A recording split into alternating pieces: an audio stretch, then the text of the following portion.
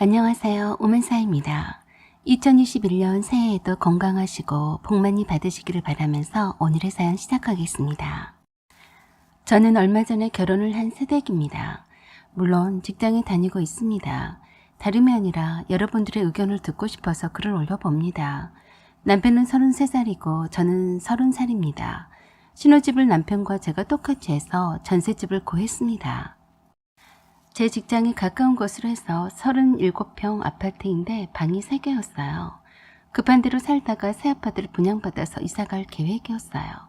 양가 부모님의 도움을 받지 않고 결혼하는 것이 저희 부부의 목표였었기에 그동안 각자 직장 생활하면서 모아두었던 돈으로 결혼식도 검소하게 올렸습니다. 대신에 예단과 예물은 생략하기로 했어요. 신혼여행도 미루고 신혼집을 꾸미고 살림 장만하러 다녔습니다. 양가 부모님께도 그렇게 말씀을 드렸었기 때문에 결혼식 후에 바로 신혼집으로 들어와 살았습니다. 그래서 별도로 신혼여행 선물도 준비할 필요도 없었고 따로 양가 부모님께 인사드리러 가지도 않았었죠. 불필요한 비용을 최대한 줄여서 알뜰하게 돈을 모으려고 했습니다. 아기를 갖기 전까지는 최대한 목돈을 많이 모을 생각이었죠. 신혼살림도 따로 새로 장만하지는 않았고 기존에 사용하던 남편과 제 물건이 있어서 큰돈이 들진 않았습니다. 다만 결혼 전에 둘 다 서로 좁아터진 원룸에서 생활하다 보니 좀 더 넓은 집에 사는 것이 소원이었습니다. 그래서 오래된 아파트인데 리모델링이 잘 된 곳으로 운 좋게 전셋집을 구한 거였죠. 그래서 넓은 거실에 어울릴 만한 그럴싸한 소파와 거실용 무드등과 식탁 그리고 약간의 인테리어 소품 등으로 나름 멋지게 꾸몄습니다. 꽤 그럴싸했고 신혼집 분위기가 물씬 풍겼어요. 그렇게 아기자기한 신혼집을 꾸미면서 꿈같은 시간들을 보내고 몇 달이 지났습니다.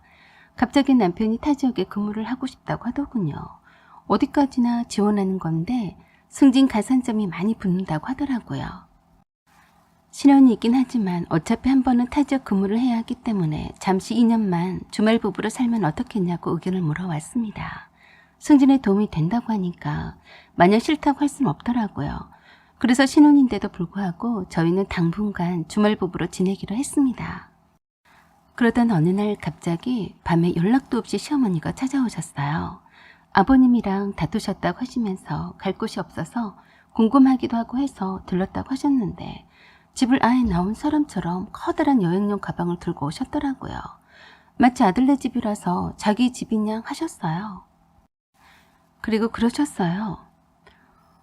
어차피 너 혼자 있어서 방은 2개나 남아돌 테니까 나 당분간 여기 있으마. 넌 신경 쓰지 마라. 저는 깜짝 놀라서 그랬죠. 어머니, 아버님은 어떡하고 어머니가 여기 계신다는 거예요? 좀 싸우고 나와서 당분간 가지 않을 생각이다.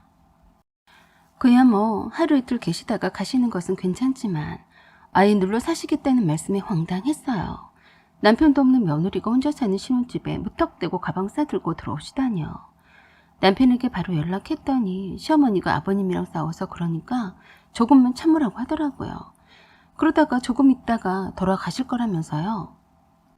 그런데 시어머니가 그냥 계시기만 하면 좋을 텐데 저희 집안 구석구석을 다 뒤집는 겁니다. 제가 출근한 이후에 제 방에 들어와서 이것저것들을 만지는 것 같았고 특히 남편의 옷서랍의 옷들을 모두 꺼내서 다 개켜놨고요. 거실에 인테리어를 위해서 멋있게 진열해 놓은 화분과 소품들의 위치를 바꿔놓은 거예요. 발걸레로 사용하기 위해서 욕실 앞에 이쁘게 놓아두었던 수건도 어느새 욕실 수건거리에 걸어져 있었고요. 주방의 세간살이를 모두 다 시어머니가 사용하기 편리하게 정리를 해놓았습니다.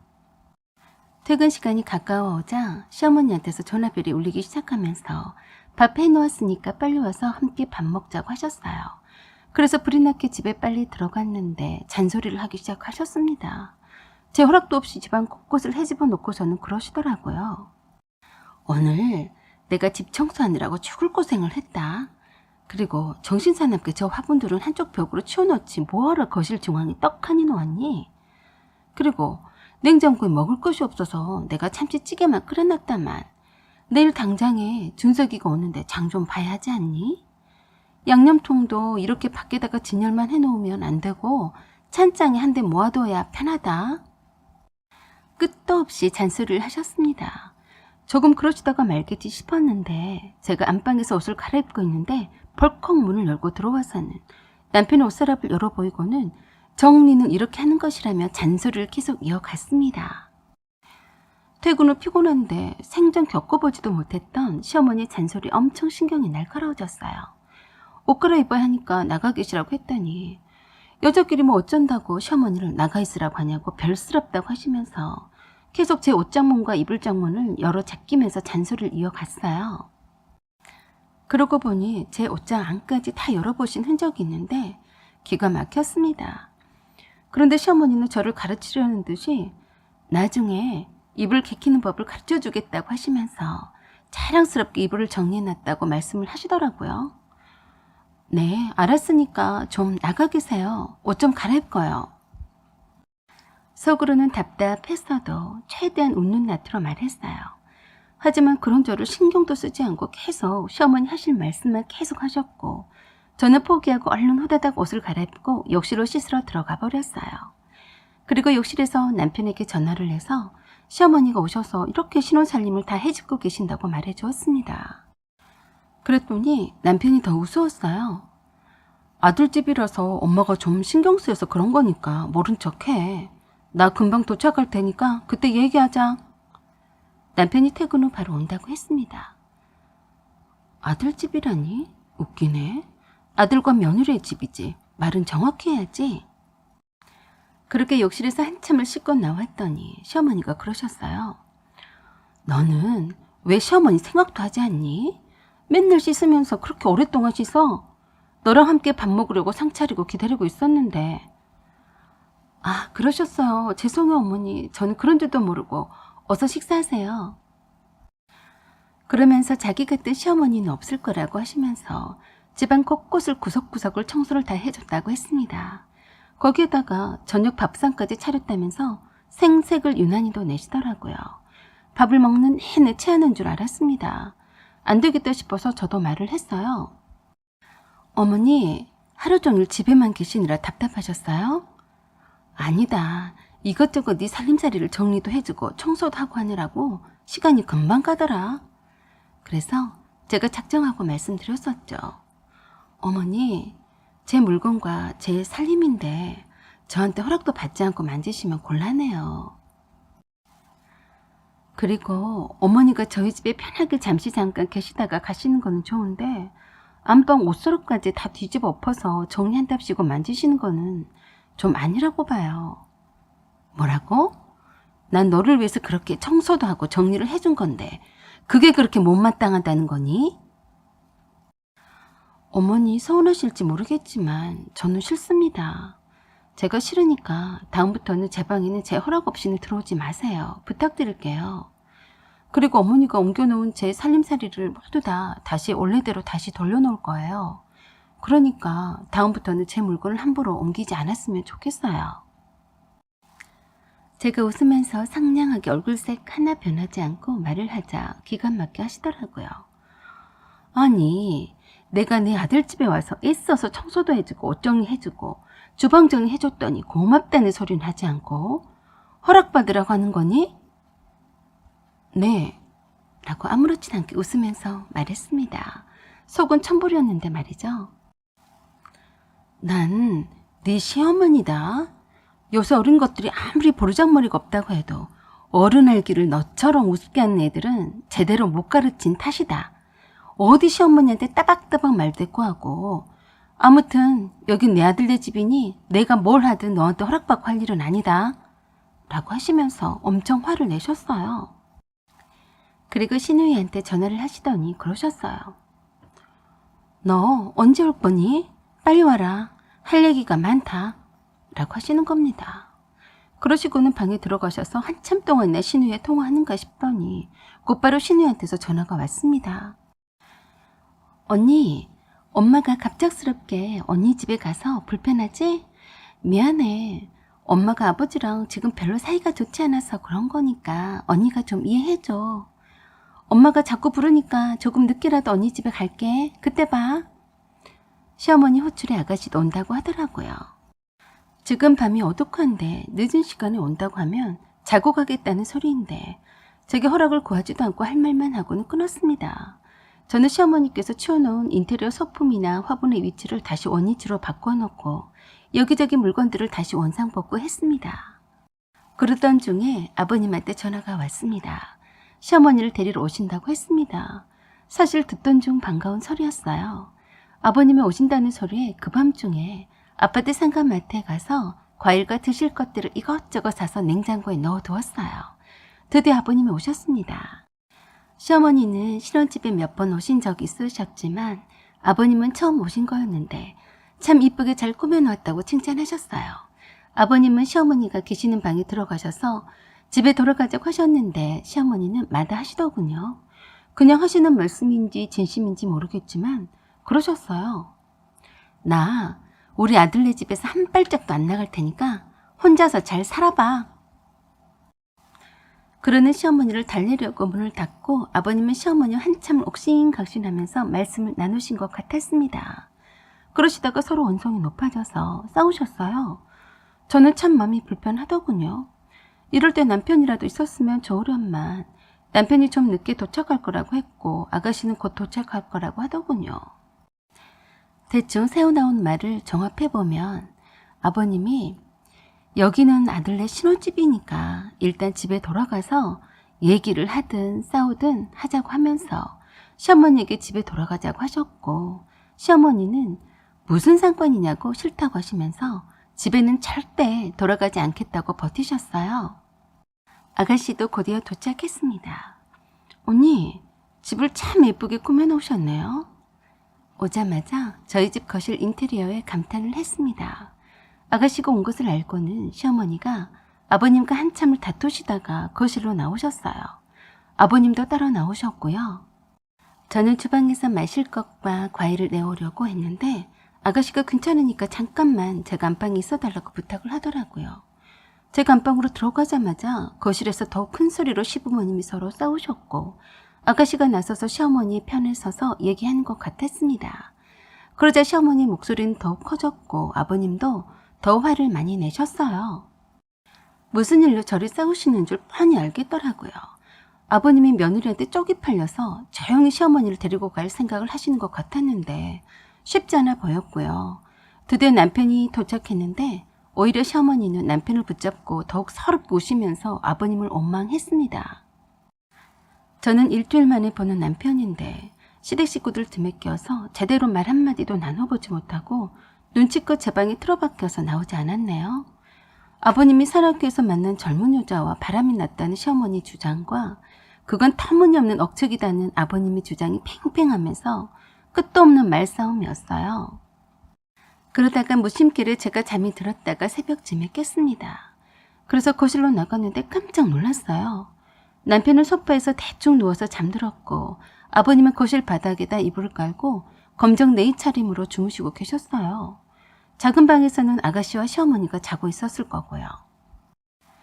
저는 그냥 이왕 이렇게 된 거 집들이 겸 했다 손치고 시부모님이 잘 화해하셔서 사이좋게 돌아가셨으면 좋겠다는 생각을 했습니다. 그래서 그 다음 날에도 모두들 자고 있길래 저 혼자 집을 나서서 마트에서 다시 장을 봤어요. 요리는 잘 하지 못해서 그냥 고기만 많이 샀어요. 장을 봐서 돌아온 시각이 점심때가 다 되었던지라 다들 일어나 있었습니다.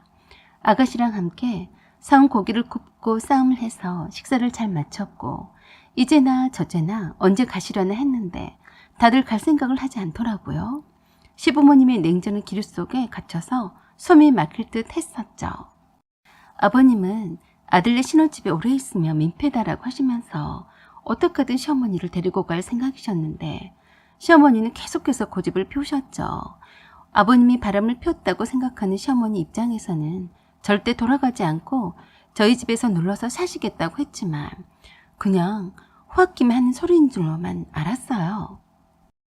저도 은근히 걱정이 되어서 남편에게 어떻게 할 거냐고 했더니 태평스럽게 그러더라고요. 엄마가 속상하셔서 그런 건데 설마 하니 여기에서 사시겠다는 건 아니겠지. 조급하게 그러지 말고 기다려봐 라고만 했습니다. 남편도 시어머니 고집이 조금 걱정이 되었는지 아가씨에게 물었나 보더라고요. 그러더니 바로 아가씨가 저에게 와서 그러더군요. 올케 언니, 엄마랑 아버지랑 지금 심각하게 다투셔서 그런 거니까 언니가 좀 이해 좀 해줘요. 엄마가 당분간 아버지랑 죽어도 한 집에 못 있겠다고 하시니까 언니가 정 불편하면 엄마 마음 풀어줄 때까지 엄마 집에 가서 저랑 당분간 함께 지내는 건 어때요? 라고 아주 황당한 제안을 했습니다. 말도 안 되는 소리였어요. 아가씨, 지금 농담하는 거죠? 제가 제 집을 놔두고 왜 시댁집에 들어가 살아요? 말이라도 참. 언니가 우리 엄마 아빠가 있어서 불편해하니까 하는 말이에요. 좀 이상하게 들릴 수도 있지만 오빠도 없는 집에 잠시 동안만 우리 엄마 아빠가 한 공간에 계셔야 좀 더 두 분 사이가 나아질 거고요. 그리고는 더욱 기가 막힌 말을 했습니다. 올케 언니가 우리 엄마 아빠를 평생 모시고 살 건 아니죠? 막말로 엄마가 오빠 집에 산발짝도 나가지 않겠다고 하는데 언니가 무슨 수로 싫다고 할 건데요? 두 분이 사이가 좋아야 언니도 좋은 거잖아요. 저는 황당했습니다. 시어머니가 알아서 집으로 돌아가셔서 싸우든 말든 하실 일이지. 제가 왜 직장 가까운 내 신혼집을 놔두고 두 분이 함께 있도록 내 신혼집을 내어주어야 하는지 어이가 없더라고요. 말 같지도 않은 말에 제가 그랬었죠. 아가씨, 두 분 사이좋게 하려는 마음은 알겠는데요. 그건 말도 안 되네요.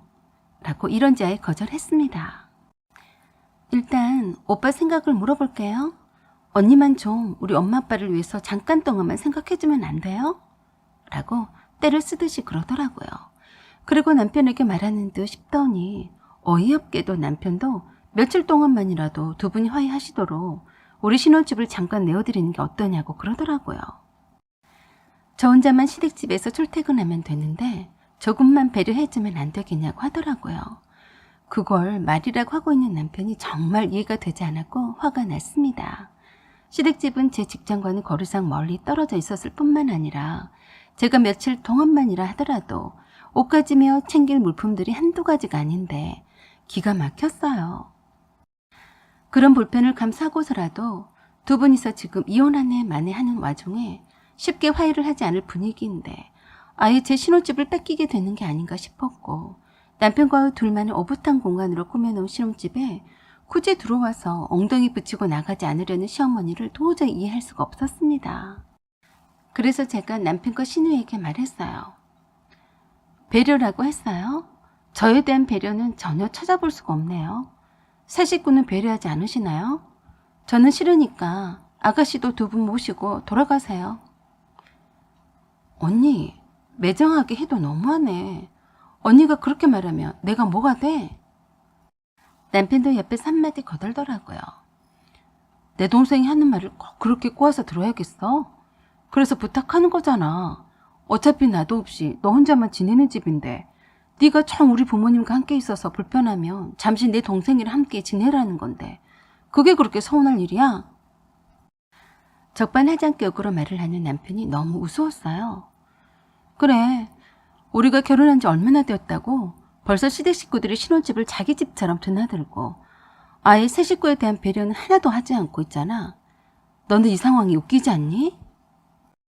그랬더니 듣고 있던 신우이가 신경질적으로 소리쳤어요. 알아들었어요. 그만하고요. 그럼 엄마 아빠랑 당분간 오빠 집에서 지내실 테니까 언니가 불편해도 알아서 해요. 라고 하면서 휑 하니 방을 나가버리더라고요. 아예 대놓고 남편도 없는 집에 시부모 모시고 살라는 말이더군요. 그러는 신우이보다도 자기 식구밖에 모르는 남편에게 더욱 실망을 했고 용서가 되지 않았습니다. 남편은 끝까지 저한테 그러더라고요. 너 하고 싶은 대로 해라. 내가 보기엔 네가 엄마 잔소리와 두 분이 다투는 것을 보고 있는 것보단 두 분이 서로 사이 좋아지도록 분위기도 맞춰주고 이래저래 좋겠구만. 저는 그런 남편이 더욱 경멸스럽고 싫었어요. 그리고 정이 똑똑 떨어졌습니다. 그래서 남편을 똑바로 쳐다보고 말했어요. 우린 아직 신혼인데 이만한 일로도 네가 내 방패막이가 못 되어주고 오히려 나를 실망시키니? 뻔하네. 걱정 마. 네 엄마 아빠 사이가 좋아지게 너랑 나랑 찢어지면 되겠네. 뭐? 이만한 일로 벌써 그런 말을 입에 올리니? 라고 하면서 펄쩍 뛰었습니다. 그래서 그냥 거기 있을 이유가 하나도 없는 것 같아서 대충 제 짐을 조용히 챙겼더니 남편이 어딜 가려고 그러냐고 붙잡길래 그랬어요. 나는 너랑 참 안 맞는 것 같다. 네 입맛에 맞는 여자 다시 찾아봐라. 하고서 바로 제 신혼집에서 나왔습니다. 제가 표정 하나 안 바뀌고 냉정한 모습으로 나와버리자 그때서야 남편이 쩔레쩔레 주차장까지 따라 나오면서 그러더라고요. 네가 우리 식구들 때문에 좀 스트레스를 받은 모양인데 잘 풀고 놀다가 와라. 저는 그냥 이런 웃긴 짬뽕 같은 남자랑 앞으로 함께 살 자신이 없어서 마음을 정했습니다. 그리고 그날 오후에 친정아버지 공장에서 쓰던 용달차를 몰고 와서 보란듯이 제 짐을 다 빼서 실어 날랐습니다. 친정아버지가 시어머니와 아버님에게 말씀하셨어요. 두 분이 싸우셔서 잠시 동안만 이 집에 사신다고 하니까 제 딸이 배려하는 마음으로 비켜드린다고 합니다. 아무쪼록 두 분이 화해하시기를 바랍니다. 그리고 남편에게 말했습니다. 아직 혼인신고 전이니까 세부적인 문제는 나와 의논하고 앞으로는 내 딸은 만나지 말게. 그때서야 남편은 저와 친정아버지에게 사정을 하면서도 왜 그만한 일로 그렇게 쉽게 헤어지자고 하냐고 오히려 이해를 못하겠다는 듯이 그러더군요. 그냥 대꾸도 하기 싫어서 제 물건만 꼼꼼히 챙겨서 다 실었습니다. 덩치가 큰 가전제품이나 인테리어 소품과 소파 등의 자잘한 것들은 현금으로 쳐서 제했습니다. 제 개인 물품만 챙기면 되겠더라고요. 어차피 경제권은 제가 다 쥐고 있어서 줄 건 주고 나눌 건 나누고 하면 끝나는 거였습니다. 혼인신고도 아직 하지 않았으니까요. 그때서야 시어머니는 아버님과 함께 제 신혼집에서 나왔다고 하더군요.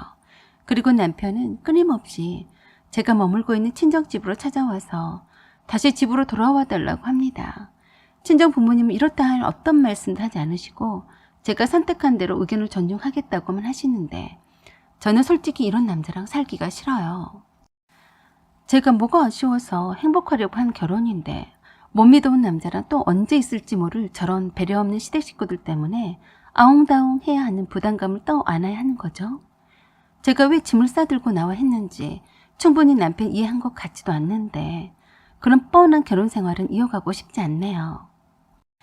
인생의 선배로서 또는 동년배로서 또는 미래의 결혼 계획이 있는 분으로서 의견이 어떠신지요? 한번 결혼까지 생각할 정도로 한때 사랑했던 남자와 쉽게 헤어지기보다는 용서하거나 감싸주고 그 정도는 눈 감아주고 살아도 되는 건지 아니면 제 맘이 이끄는 대로 해야 되는 건지 여쭙고 싶습니다. 사연은 여기까지입니다. 여러분의 생각과 의견을 말씀해 주세요. 구독과 좋아요 그리고 알림 설정 부탁드립니다. 새해 좋은 일만 가득하시고 행복하시기를 빕니다. 지금까지 시청해 주셔서 감사드립니다. 안녕하세요, 오만사입니다. 오늘의 사연은 혼수 적게 해왔다며 은근히 눈치 주고 친정집에 가서 돈을 빌려오라는 시어머니와 시누이, 거기에다 합세하는 남편 보내고 멋지게 재혼했어요 라는 내용입니다. 제가 전 남편과 결혼한 지 2년이 다 되어가는 아직 신혼세대였을 때입니다. 그때는 임신 3개월째였는데 유산의 위험이 있다고 해서 과감히 직장을 그만두게 되었습니다. 조기 유산을 내리 2번씩이나 하다 보니 이번에 또 유산을 하게 되면 습관성으로 돌아갈 수 있다는 의사의 말에 당시 남편과 의논한 후에 내린 결정이었어요. 사실 그만두기는 아까운 직장이었습니다. 저는 꽤 급여도 많았고 잘 적응해서 재미나게 다니던 회사였어요. 하지만 야근이다 뭐다 해서 일의 강도가 좀 센 편이었습니다. 친정어머니는 나이도 어리지 않은데 자꾸 유산만 하다 보면 큰일 난다고 걱정을 많이 하셔서 회사 다니며 돈 버는 게 문제가 아니라고 하셨어요. 그리고 성격상 제가 대충은 못하거든요. 남편 벌이로만 살아야 하는데 솔직히 전 남편은 저보다 2배 이상 벌어옵니다. 그래서 경제적인 것은 제가 벌지 않는다 해도 크게 타격이 오거나 하진 않았어요. 그래서 큰맘 먹고 회사를 그만두고 집에 있었습니다. 물론 제가 직장 그만두는 문제는 저희 임신 출산과 관련해서 친정엄마 의논을 많이 했었지만 어디까지나 저희 부부의 일이라서 따로 시부모님께 의견을 구하거나 허락을 받을 사안은 아니라고 생각했어요. 그래서 천천히 시부모님께 알려드릴 참이었습니다. 그런데 전 남편의 누나인 손희 시누이가 회사에서 일하는 전 남편에게 돈 문제로 전화를 했었나 보더라고요. 그러다가 제가 회사를 그만두고 집에 있노라고 말해서 알게 되었습니다. 집에 있는 저와 통화해보라고 했던 모양이었어요. 올케 회사 그만뒀다며 다른 일은 안 하고? 라고 하더군요. 그래서 제가 유산을 내리 하다 보니 할 수 없이 일을 접었다고 했습니다. 아이고, 그 아까운 직장을 그만두면 어떡해. 남들은 못 다녀서 난리인데 후회하지 않겠어? 라고 했어요. 나중에 후회하더라도 지금 유산을 막으려면 어쩔 수 없네요. 제가 나이가 초산치고는 많잖아요. 라고 했더니 왜 시어머니와 자기한테 먼저 물어보지도 않고 그만뒀냐고 긴 말 하더라고요. 아직 어려서 얼마든지 아이는 건강하게 나올 수 있는데 잠깐을 견뎌내면 되는 건데 하면서 매우 아쉬워하더군요. 둘이 착실히 돈 모으면 금방 돈이 불어날 텐데 아까워서 어쩌냐는 식으로 마치 제가 철없이 회사를 그만둔 것처럼 안타까워했어요. 신우는 제 건강과 아기를 걱정하는 것보다 돈 걱정을 먼저 하더라고요. 아파트 분양 가격이 갈수록 오르고 있으니 신혼부부일 때 아파트 분양 받아놓고 임신을 했으면 얼마나 좋았냐면서 생각을 잘못했다면서 나무라는 듯이 말하는 것 같아 보이더군요. 제 나이가 벌써 33살인데 언제 집장만 후에 아이를 갖겠어요. 하루라도 젊었을 때 출산을 해야 저나 아기도 건강할 텐데 말이죠. 이럴 때 친정과 시댁 식구들의 입장이 극명하게 갈리더군요. 저희 친정엄마는 저와 아기의 건강을 위해서 직장을 그만두는 것을 찬성하셨는데 소녀시녀 있는 저보다도 돈 못 버는 걸 아쉬워했습니다. 그러면서 말을 했습니다. 이번에 말이야, 우리가 이사 다니는 것도 지겨워서 신축 아파트인데 몇 년 안 됐더라고. 그래서 굉장히 마음에 들어서 이참에 덜컥 계약을 해버렸네. 돈이 조금 모자라서 모아놓은 돈이 있으면 빌려달라고 하려고 했는데 내 동생이 올케에게 전화해보라네 라고 하면서 저에게 돈을 빌려달란 말을 했습니다. 생각지도 않은 손이 신우에 돈 빌려달라는 말에 저는 좀 당황했었어요. 제가 퇴직금도 있을 거라 여기고 빌려달라고 하는 것 같았죠. 하지만 있는데 안 빌려주면 난처해질까 봐서 거짓말을 했습니다. 형님, 저희가 결혼하면서 전세 대출을 꽤 많이 받아서 돈 있는 대로 갚고 있어서 빌려드릴 돈이 없어요. 라고 했어요. 그랬더니 대번에 목소리가 싹 바뀌더니 말을 내질렀습니다. 아니, 전세 대출도 다 갚지 않았으면서 회사를 그만뒀나? 무슨 배짱인가? 내 동생이 올케하고 통화해보라고 해서 돈이 있는 줄로만 알았는데 내 동생이 혼자 벌어서 언제 다 그 전세 대출도 다 갚을 거지? 라고 잔소리를 하더군요. 그놈의 또 잔소리를 하길래 짜증나서 제가 한마디 했습니다. 형님, 저희네 집 일은 저희가 알아서 할 테니까 형님은 간섭하지 마세요.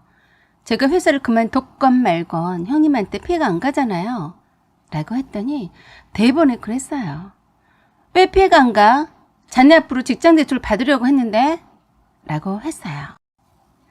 제 앞으로 직장대출을 받으려고 했다고요?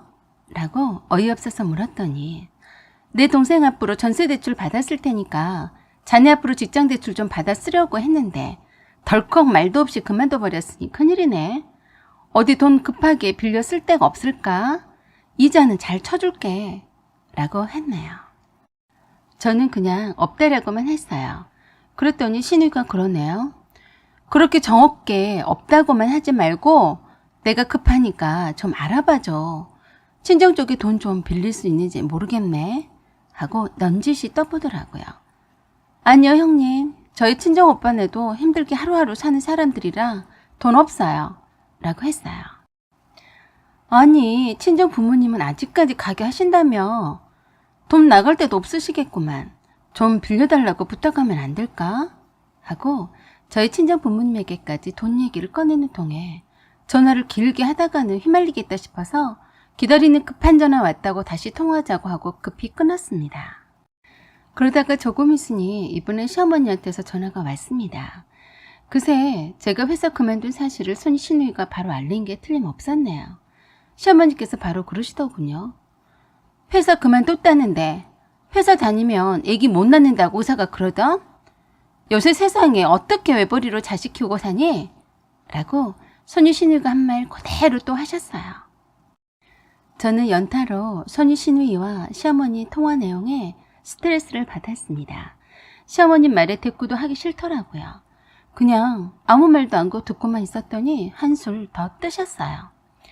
네가 우리 집에 시집 오면서 이불 한 채를 해왔니? 시어머니 선물이라고 가방 하나를 사오기를 했니? 하고 말했습니다. 나이도 차서 시집 왔으면 시댁이 예단 예물은 알아서 해야 되는 거 아니니? 아무것도 없이 빈손으로 왔어도 네가 다른 며느리들보다 더 좋은 직장을 다닌 것 같아서 그걸로 됐다 하고 욕심을 버렸었는데, 아니 그 좋은 직장을 그만뒀다고? 네가 생각이 있는 애니? 하고 대놓고 야단치기 시작했습니다. 시어머니 말대로 결혼할 때 예단 예물 생략했습니다. 당시 전 남편이 신혼집 장만이 어렵다길래 남편이 대출을 받은 돈에다가 남편이 그동안 모아놓은 돈과 제 돈을 있는 대로 다 합쳤어요. 양가 부모님의 도움 없이 똑같이 하자고 한 건 전 남편의 의견이었습니다. 그리고 예단 예물을 생략하고 최대한 그 돈을 아껴서 전세금에 보태기로 하자고 먼저 제안한 쪽도 전 남편이었어요. 신혼집 장만에 제가 모아놓은 돈이 적잖이 들어갔고 기본 신혼살림도 제가 다 알뜰하게 준비를 했습니다. 물론 결혼 전 성경에서도 확인했었던 내용입니다. 그런데도 불구하고 시어머니는 제가 예단 예물을 하지 않아서 불만이었다는 사실을 말씀하셨어요. 어머니, 예단 예물은 하지 않기로 하고 그 돈은 신혼집에 보태기로 했었는데 그게 왜 지금에까지 와서야 말씀을 하시는 거예요? 라고 했더니 시어머니가 말씀하시는데 놀랐습니다.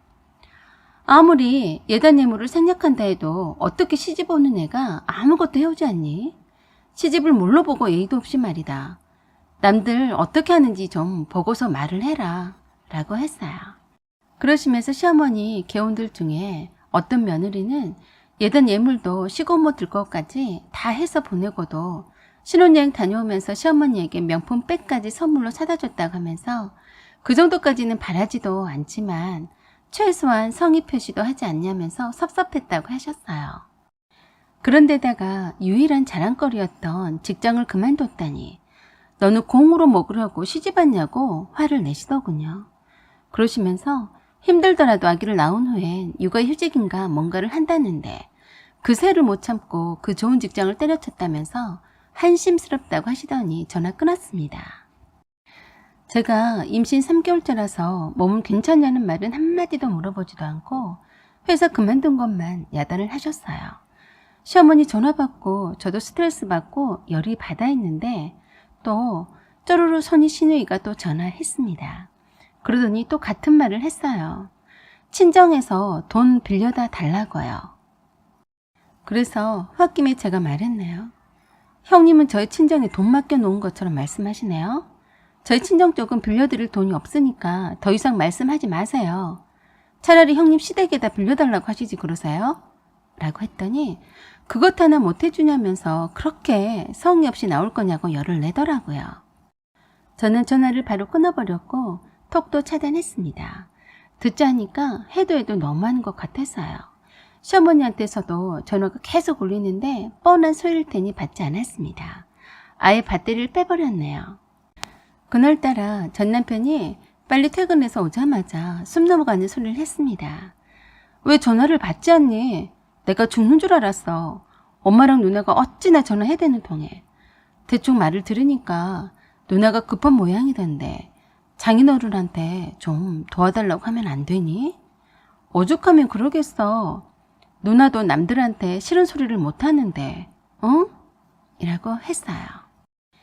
역시 전 남편은 팔이 안으로 굽었습니다. 내 말도 다 듣지 않은 채 자기 누나와 자기 엄마 편을 들기 바쁘더라고요. 우리 친정엄마 아빠 돈이 많다고 너네 식구들한테 자랑했니? 라고 물었더니 아니 왜? 그러면 왜 돈도 없는 우리 부모님한테 돈 빌려오라고 하는 거야? 라고 했어요. 전 남편 대답이 우스웠습니다. 우리 결혼할 때도 따로 쓰신 돈도 없으셨고 달리 나갈 돈도 없으신데 가게는 계속 하고 계시니까 빌려달라고 한 거 아니야. 돈이 없다면 말이 안 되니까 그렇지. 그래서 또다시 물었습니다. 너네 부모님도 우리 결혼할 때 결혼식 비용이나 신혼집에 돈 한 푼 안 보태셨고 돈 나갈 데가 없는데 돈 많으시겠네? 라고 했어요. 네 부모님한테 빌리라고 하면 되겠네. 안 그래? 라고 했더니 친정 부모님한테 말이라도 꺼내보자고 저를 얼르듯이 말했어요.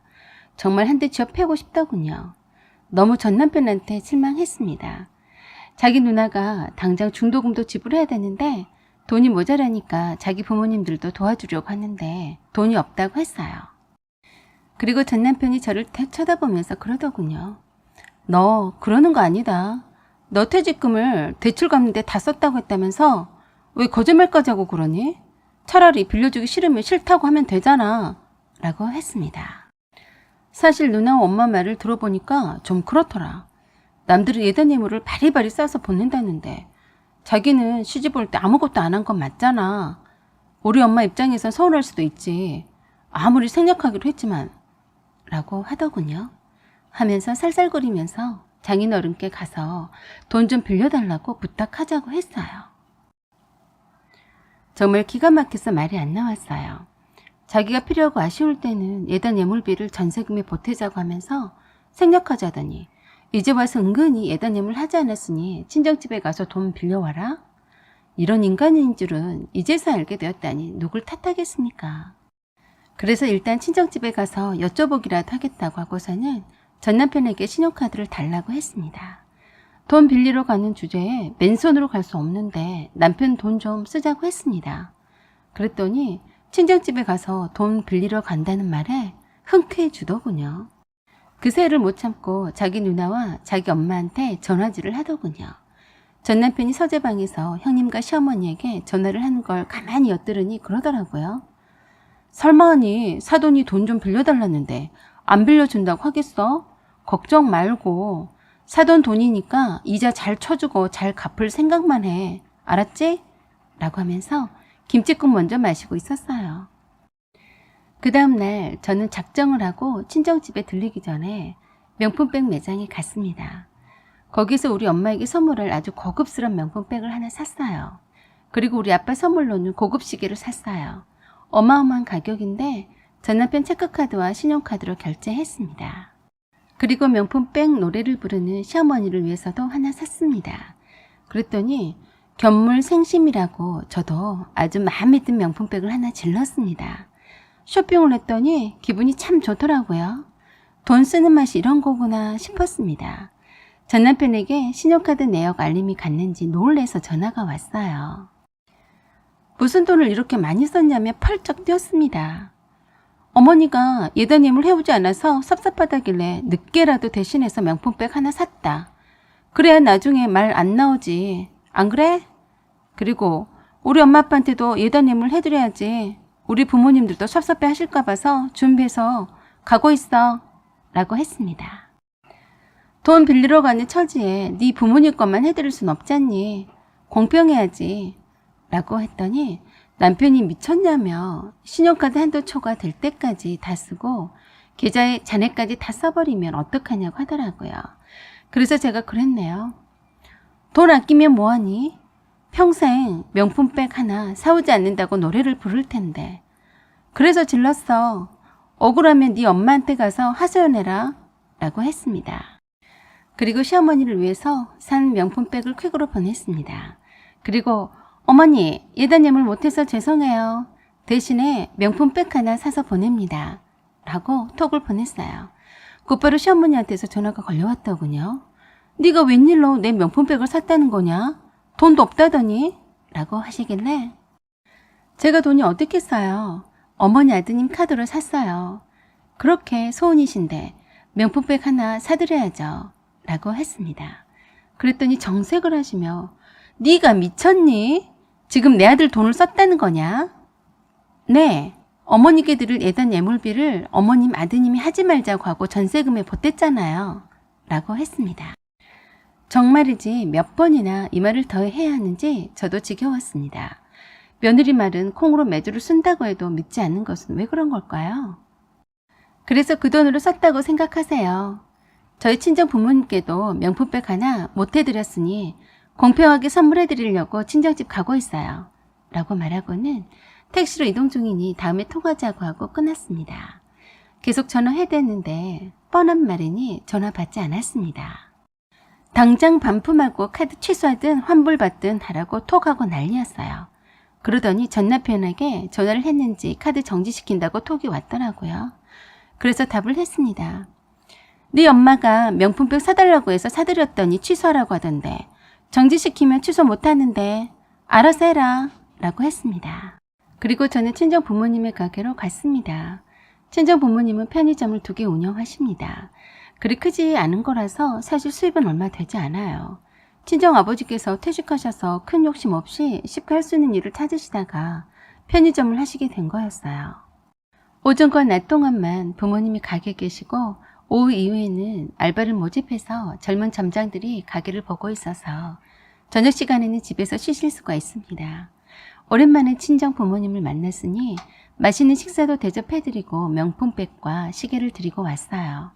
돈 빌려달라는 소리는 전혀 하지 않았습니다.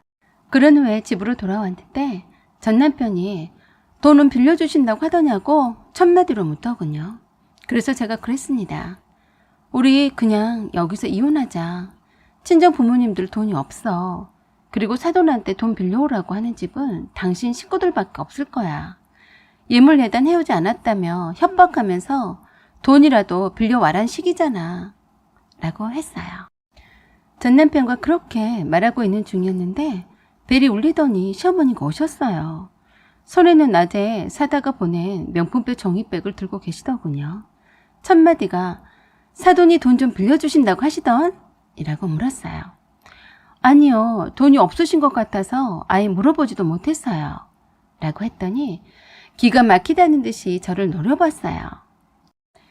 그리고는 명품백을 제 앞으로 내밀고는 당장에 환불받아 오라고 했습니다. 그래서 제가 그랬었죠. 어머니께 카드 드릴 테니까 어머니가 직접 가셔서 하세요. 저는 분명히 명품백 사드린 거니까 앞으로 명품백 타령은 하지 마세요. 아셨죠? 라고 했습니다. 그랬더니 시어머니가 전 남편에게 그러더군요. 이 물건 아무짝에도 쓸모가 없으니 당장 너희들 헤어져라. 그렇게 부탁을 했건만 우리 집을 아주 우습게 보는 것 같다 라고 하시길래 제가 그랬어요. 네 어머니 말씀 따라 저희는 잘 헤어지겠습니다 하고 제 방으로 휑하니 들어가 버렸죠. 그 뒤로 저는 전 남편과 각방을 썼고 이혼을 결심했습니다. 남편은 전혀 제 편이 되어주지 않았어요. 그리고 전 남편은 신용카드를 모두 저한테서 가져갔고 생활비도 당분간 주지 않겠다고 했습니다. 시어머니는 명품백을 바로 반품하고 환불받았고 아들 카드로 명품백을 샀다고 두고두고 괘씸해 하시더라고요. 그런 와중에 제가 속이 많이 상해서 스트레스를 받았었는지 어느 날 또다시 유산이 되었어요. 지금이 3번째라서 놀랍지도 않았지만 참 슬프더라고요. 유산하지 않으려고 크리 발부동 쳤는데 이 모든 것이 다 제 탓인 것 같았습니다. 병원에 며칠 입원하는 동안에 시댁 식구들이 한 명도 찾아오지 않았어요. 전 남편도 얼굴 잠깐 보이고는 말더라고요. 저는 그대로 친정집에 가서 몸조리를 하면서 이것저것 생각했습니다. 그리고 일주일 후엔 전 남편을 만나서 합의 이혼을 제안했어요. 그렇게 해서 전 남편과는 이혼을 했고 저는 친정집에서 부모님을 도와서 편의점 일을 했습니다. 그러다가 어느 날 오후쯤에 휜 모시 생활한복을 입은 나이 드신 분이 문을 힘들게 열고 식은땀을 흘리고 기운이 없이 가만히 입구 쪽에서 꼼짝 않고 있어서 놀라서 안쪽에다 눕히고 119를 불러서 병원으로 갔습니다. 다행히 할머니는 몇 시간 후에 기운을 차리셨고 응급실에서 갖가지 검사를 하려는데 급고마다 했습니다. 주치의가 따로 있다고 하시더라고요. 심장이 안 좋으신 것 같았어요. 그 할머니에게는 아들이 하나 있다고 들었습니다. 병원 응급실에서 처음 보았었죠. 그 인연으로 그 할머니 아들이 편의점에 저를 보기 위해 오는 횟수가 많아졌어요. 저보다 3살 아래인데 저에게 관심을 많이 주더군요.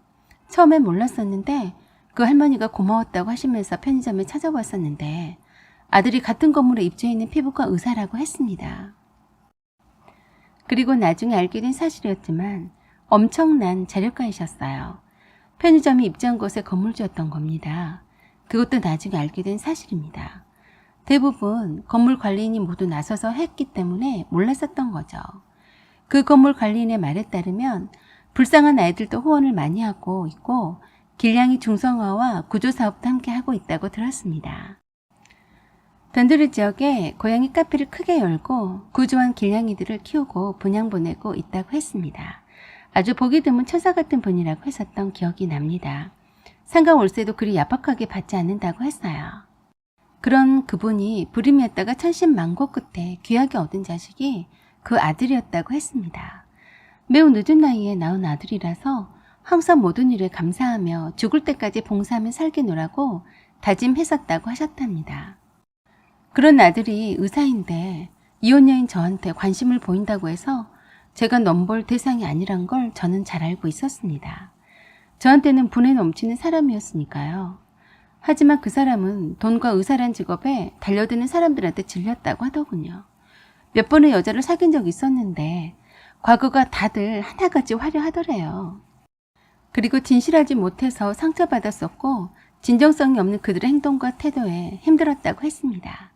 그 남자는 돈도 있고 능력도 있으니 부잣집 딸도 필요 없고 능력이 없어도 괜찮다며 오로지 자기가 순수하게 좋아하는 여자랑 결혼하고 싶다고 했습니다.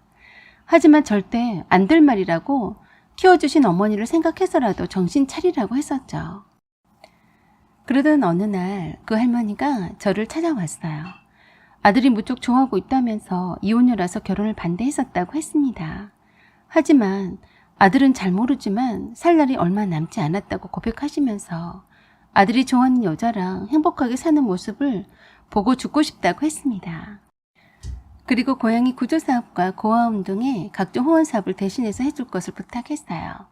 그동안 만났던 아들의 여자친구들은 모두 하나같이 겉만 뻔질을 할 뿐이었지 속빈 강정이나 마찬가지여서 이혼녀에 대한 선입견을 버리기로 했답니다. 그래서 3번이나 유산한 경험이 있어서 임신을 못할 수도 있다고 했는데 하늘에 맡기자고 하시더군요. 그래서 저는 이혼녀임에도 불구하고 총각이면서 나이도 어리고 돈 많고 의사인 그 남자와 꿈같은 결혼을 했습니다. 제가 전생에 나라를 구했었나 싶었네요. 그리고 정말 신기하게도 바로 첫 임신에 무난한 아들도 잘 낳았습니다. 그리고 그렇게 따뜻했던 시어머님은 저와 남편과 손자 행복한 모습을 보시고 하늘나라로 가셨습니다. 시어머님을 하늘나라로 보내드리는 날에 전 시누이 남편이 시어머니가 운영하셨던 재단 쪽의 사람이었던 모양이었습니다. 저는 미처 많은 사람들이 있어서 알아보지 못했지만 저와 남편이 상주석에 있는 모습을 사진을 찍어서 전 시누이에게 보냈던가 보더라고요. 제가 시어머니의 뒤를 이어서 재단의 이사장으로 취임하던 날에 전 시누이와 시어머니가 믿지 못하겠는지 찾아왔습니다. 직접 눈으로 확인해야겠다는 심산이었던가 보더라고요. 취임식장에는 함부로 직원 외에는 들어갈 수 없어서 취임식장 통로에서 기다리고 있더군요. 어찌나 앞에 나와서 뚫어지게 쳐다보던지 제가 알아보고 여기는 웬일이냐고 물었었네요. 그랬더니 놀란 눈치로 네가 어떻게 여기를? 하고 말꼬리를 흐렸어요. 여직원한테서 제 아들을 건네받은 남편이 옆에 있다가 엄마를 찾는다며 자기 아들을 안겨주었습니다. 저는 참 자랑스럽게 내 아들을 번쩍 안아서 들어 올렸습니다. 내 아들을 보더니 네 아들이 맞니? 네, 그럼요. 제 아들이에요. 입을 쩍 벌리고 말을 못하더군요. 전 신우에게도 오래간만이라며 간단히 인사를 했습니다. 놀라는 두 사람을 뒤로 한 채 저는 제 갈 길을 그대로 갔습니다. 왜 왔는지도 궁금하지도 않았고 마주치며 길게 말을 나누기도 싫었습니다. 저들과 엮여서 살지 않는 것만 해도 참 감사한 일이었어요. 지금의 남편을 만나서 저는 참 행복합니다. 사연은 여기까지입니다. 여러분의 생각과 의견을 댓글로 남겨주세요. 구독 꼭 눌러주시고 알림 설정 부탁드립니다. 여기까지 시청해주셔서 감사드립니다. 항상 좋은 날 되세요. 안녕하세요. 우반사입니다. 오늘은 아파도 병원을 데리고 가지 않겠다던 남편 그대로 해주었어요. 꽃이다 라는 내용입니다. 오늘의 사연 시작하겠습니다. 저는 50대 중반에 딸 둘 가진 엄마입니다. 제 남편에 관한 얘기를 하려고 합니다. 제 남편은 하던 일을 그만두고 집에 그냥 있습니다. 주식을 하는 것 같은데 방구석 자기 방에서 하루 종일 틀어박혀서 나오질 않았습니다. 무엇을 하고 있는지는 모르겠지만 일단 하루 종일 눈에 보이지 않으니 그런 대로 괜찮았습니다. 어느 날 갑자기 다니던 회사를 아무런 말도 없이 그만두더니 1년째 백수로 집에서 놀고 있어요. 생활비는 못 주겠다고 아주 당당히 말하더군요. 뭐 남이 들으면 얼마나 생활비 잘 내놨던 것처럼 말하고 있네. 웃겨 라고 생각했어요. 나이 들수록 재수없고 모질이가 되어가는데 이런 남편을 폐기 처분하는 곳이 있으면 당장이라도 가져다 버리고 싶네요. 저도 퇴직한 지 얼마 되지 않았던 터라 퇴직금을 염두에 두고 하는 말이었어요. 어차피 저도 직장 생활을 오랜 동안 해왔던 터라 남편 생활비에 연연하지 않습니다. 생활비 반반으로 나누자고 했지만 생활비를 준 적이 없었어요. 이 핑계 저 핑계 대고 주지 않았었죠. 처음 겪은 일이 아니라서 기가 막혔지만 그러라고 했어요. 이젠 아주 자주 겪다 보니 지겹기만 했습니다. 원래도 이렇게 추잡스러운 말을 한 적이 많았기 때문이었죠. 그런데 거기에다가 한마디 더 하더군요. 혹시 앞으로 병원 갈 일이 있어도 저를 데리고 가지 않겠다고 했습니다. 뜬금없이 병원 타령이길래 왜 병원에 데려다 주지 않는다고 하냐고 물었더니 자기한텐 돈이 없으니 돈 아까워서 아파도 병원비 못 대준다고 하더라고요. 그런데 전 한 번도 남편 돈으로 병원에 가서 진료 받은 적이 없었습니다. 새삼 그런 말을 할 필요도 없었는데 그런 쓸데없는 말로 사람 질리게 하네요. 미리 말해주니 만일 몸이 아프거든 제 돈으로 알아서 병원으로 찾아가든지 치료를 하든지 마음대로 하고 자기한테는 눈꼽만큼도 기댈 생각을 말라고 했습니다. 참 말하는 수준하며 생각하는 수준이 나이를 먹어도 변치 않더군요. 그러면서 본인도 만일 아프면 병원에 가지 않고 산속에 들어가 혼자 요양하든지 하다가 조용히 죽겠다고 했습니다. 남이 들으면 싸우다가 어거지로 홧김에 하는 소리처럼 들릴지도 모르겠지만 어이없게도 맨정신에 그런 말들을 늘어놓았습니다. 그동안 생활비를 받아 써본 적이 없었어요. 다만 생활비 명목으로 제 신용카드 하나를 결제를 해주었는데 그마저 못해주겠다는 말이었죠. 오히려 제가 제 돈을 생활비에 더 많이 쓴 편이었죠. 그런데 그렇게 말했던 시점이 제가 퇴직한 지 한 달도 채 안 되었던 때였네요. 사실 막상 일찌감치 퇴직을 하고 보니 여러모로 우울했었어요. 여행도 다니고 싶었고 못 만났던 친구들을 만나려고 계획도 했었네요. 아마 그런 저를 보면서 돈도 못 벌면서 친구들이나 만나고 다니면서 펑펑 돈을 쓸까 봐서 노심초사한 모양이었습니다. 그동안 제가 돈을 벌어오니까 기대고 잘 살았었는데 행여라도 남편한테 빌붙어서 살까봐 걱정이 이만저만이 아니었나 봅니다. 혹여라도 제가 당장 아파서 쓰러지는 날엔 어김없이 아까운 자기 돈을 써야 할지도 모르는 불안감에 휩싸여서 미리 말해서 못을 박는 거였습니다. 남편은 늘 그랬어요. 조금은 비정상적인 면이 없지 않아 있어 보였습니다. 그래서 제가 걱정하지 말라고 했었죠. 절대로 아파도 병원에 데려다 달라고 하지 않을 테니 걱정 붙들어 매놓으라고 했습니다. 대신에 똑같이 해주겠다고 다짐했었네요. 남편이 아프면 절대로 병원에 데리고 가지 않겠으며 병원 간호는 물론이고 병원비도 대주지 않겠다고 했습니다. 그동안 제 신용카드로 마트에 가서 장 본 것이나 겨우 결제를 해주었고 제가 개인적으로 따로 쓴 것은 빼고 계산해서 입금해줬던 사람입니다. 하도 공색하게 결제해줄 때마다 어째나 말이 많던지 어떻게 남자로 태어나서 저렇게 못났나 싶어서 저런 남자를 만나서 살아온 저를 탓하기도 했습니다. 왜 저런 남자랑 이제껏 살아왔냐고요? 진즉 헤어질 것이지 왜 살았냐고요? 참 그게 말이 쉽지 아주 여러 번 헤어지려고 했었는데 그때마다 잘못했다고 빌고 딱히 남편이 바람을 피웠다거나 돈을 물쓰듯이 썼다거나 하진 않았어요. 단지 조금 무능해서 경제적으로 저를 많이 힘들게 하는 부분이 있었던 거죠. 저보다 훨씬 급여도 적었던 남편은 자격지심 때문에 절대 급여 공개를 하지 않았었고 철저하게 본인 수입을 오픈하지 않았어요. 퇴직금이 얼마냐고 물었다가 대판 싸웠습니다. 자기 퇴직금은 왜 물어보냐면서 감히 자기 퇴직금을 넘볼 생각을 하지 말라고 하더라고요. 남편 퇴직금이 궁금해서 물어본 건데 그게 잘못된 건가요? 남편은 돈 얘기만 나오면 민감하게 지나친 반응을 보였어요. 약간 정신병적인 것이 있지 않나 생각할 정도로 돈에 집착했습니다. 자기 몸에는 옷 하나도 사입지 않아요. 지금 입고 다니는 옷의 대부분은 딸들이 사준 거예요. 속옷도 너덜너덜 다 떨어진 것도 못 입는다고 제가 버렸더니 그걸 버렸다고 얼마나 잔소리하던지 말도 못합니다. 입지도 못할 것을 모아놓았다가 한가할 때 바늘로 꿰매어서 다시 입더라고요. 제가 보다 못해 사다 주면 못 이긴 척하고 입었습니다. 세상에 거지도 그런 거지가 없을 겁니다.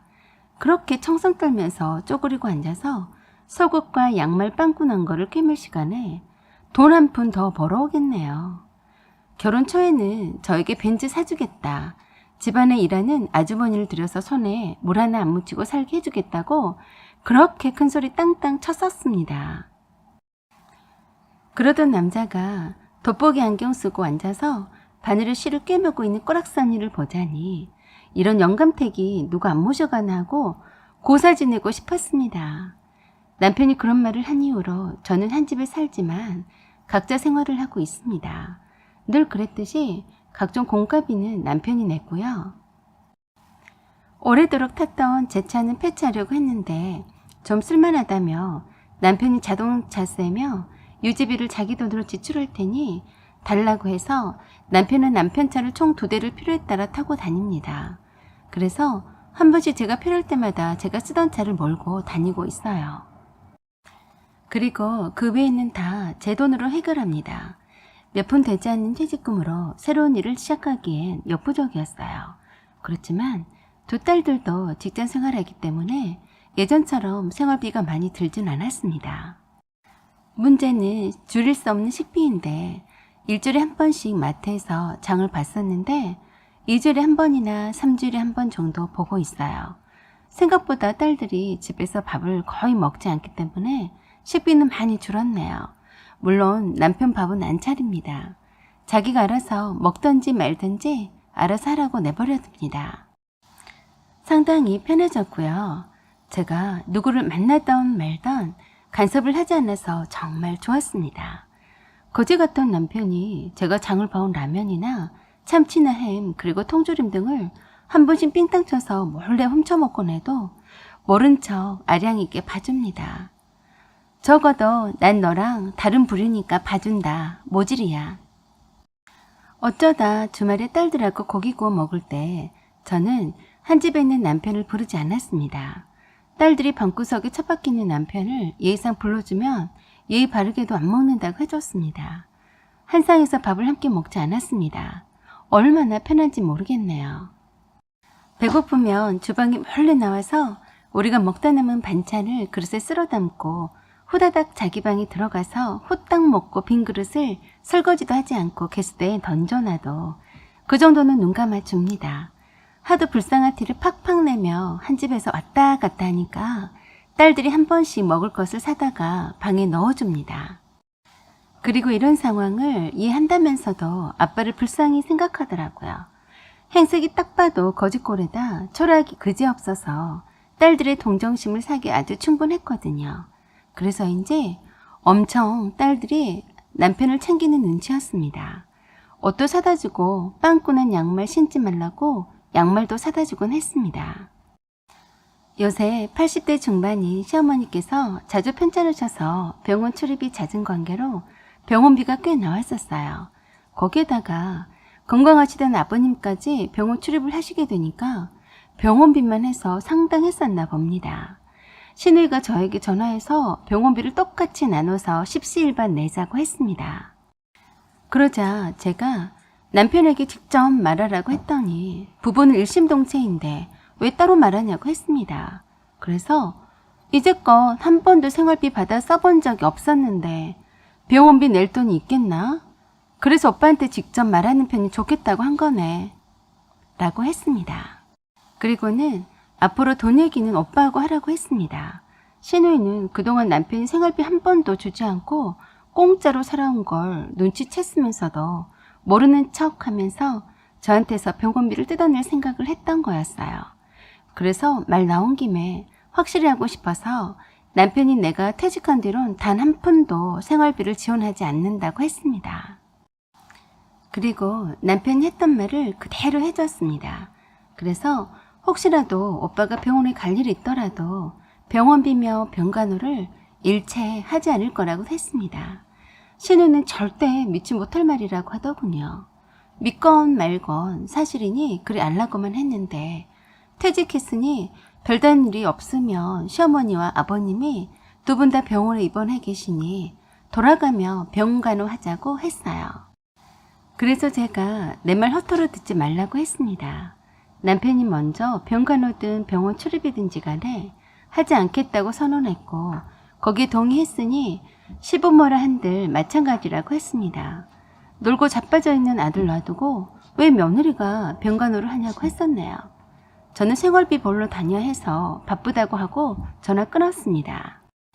오랫동안 무능한 남편 때문에 생활비 한 번 제대로 받아보지 못한 것을 다 알고 있었으면서도 모른 척하는 신우이가 정말 웃겼네요.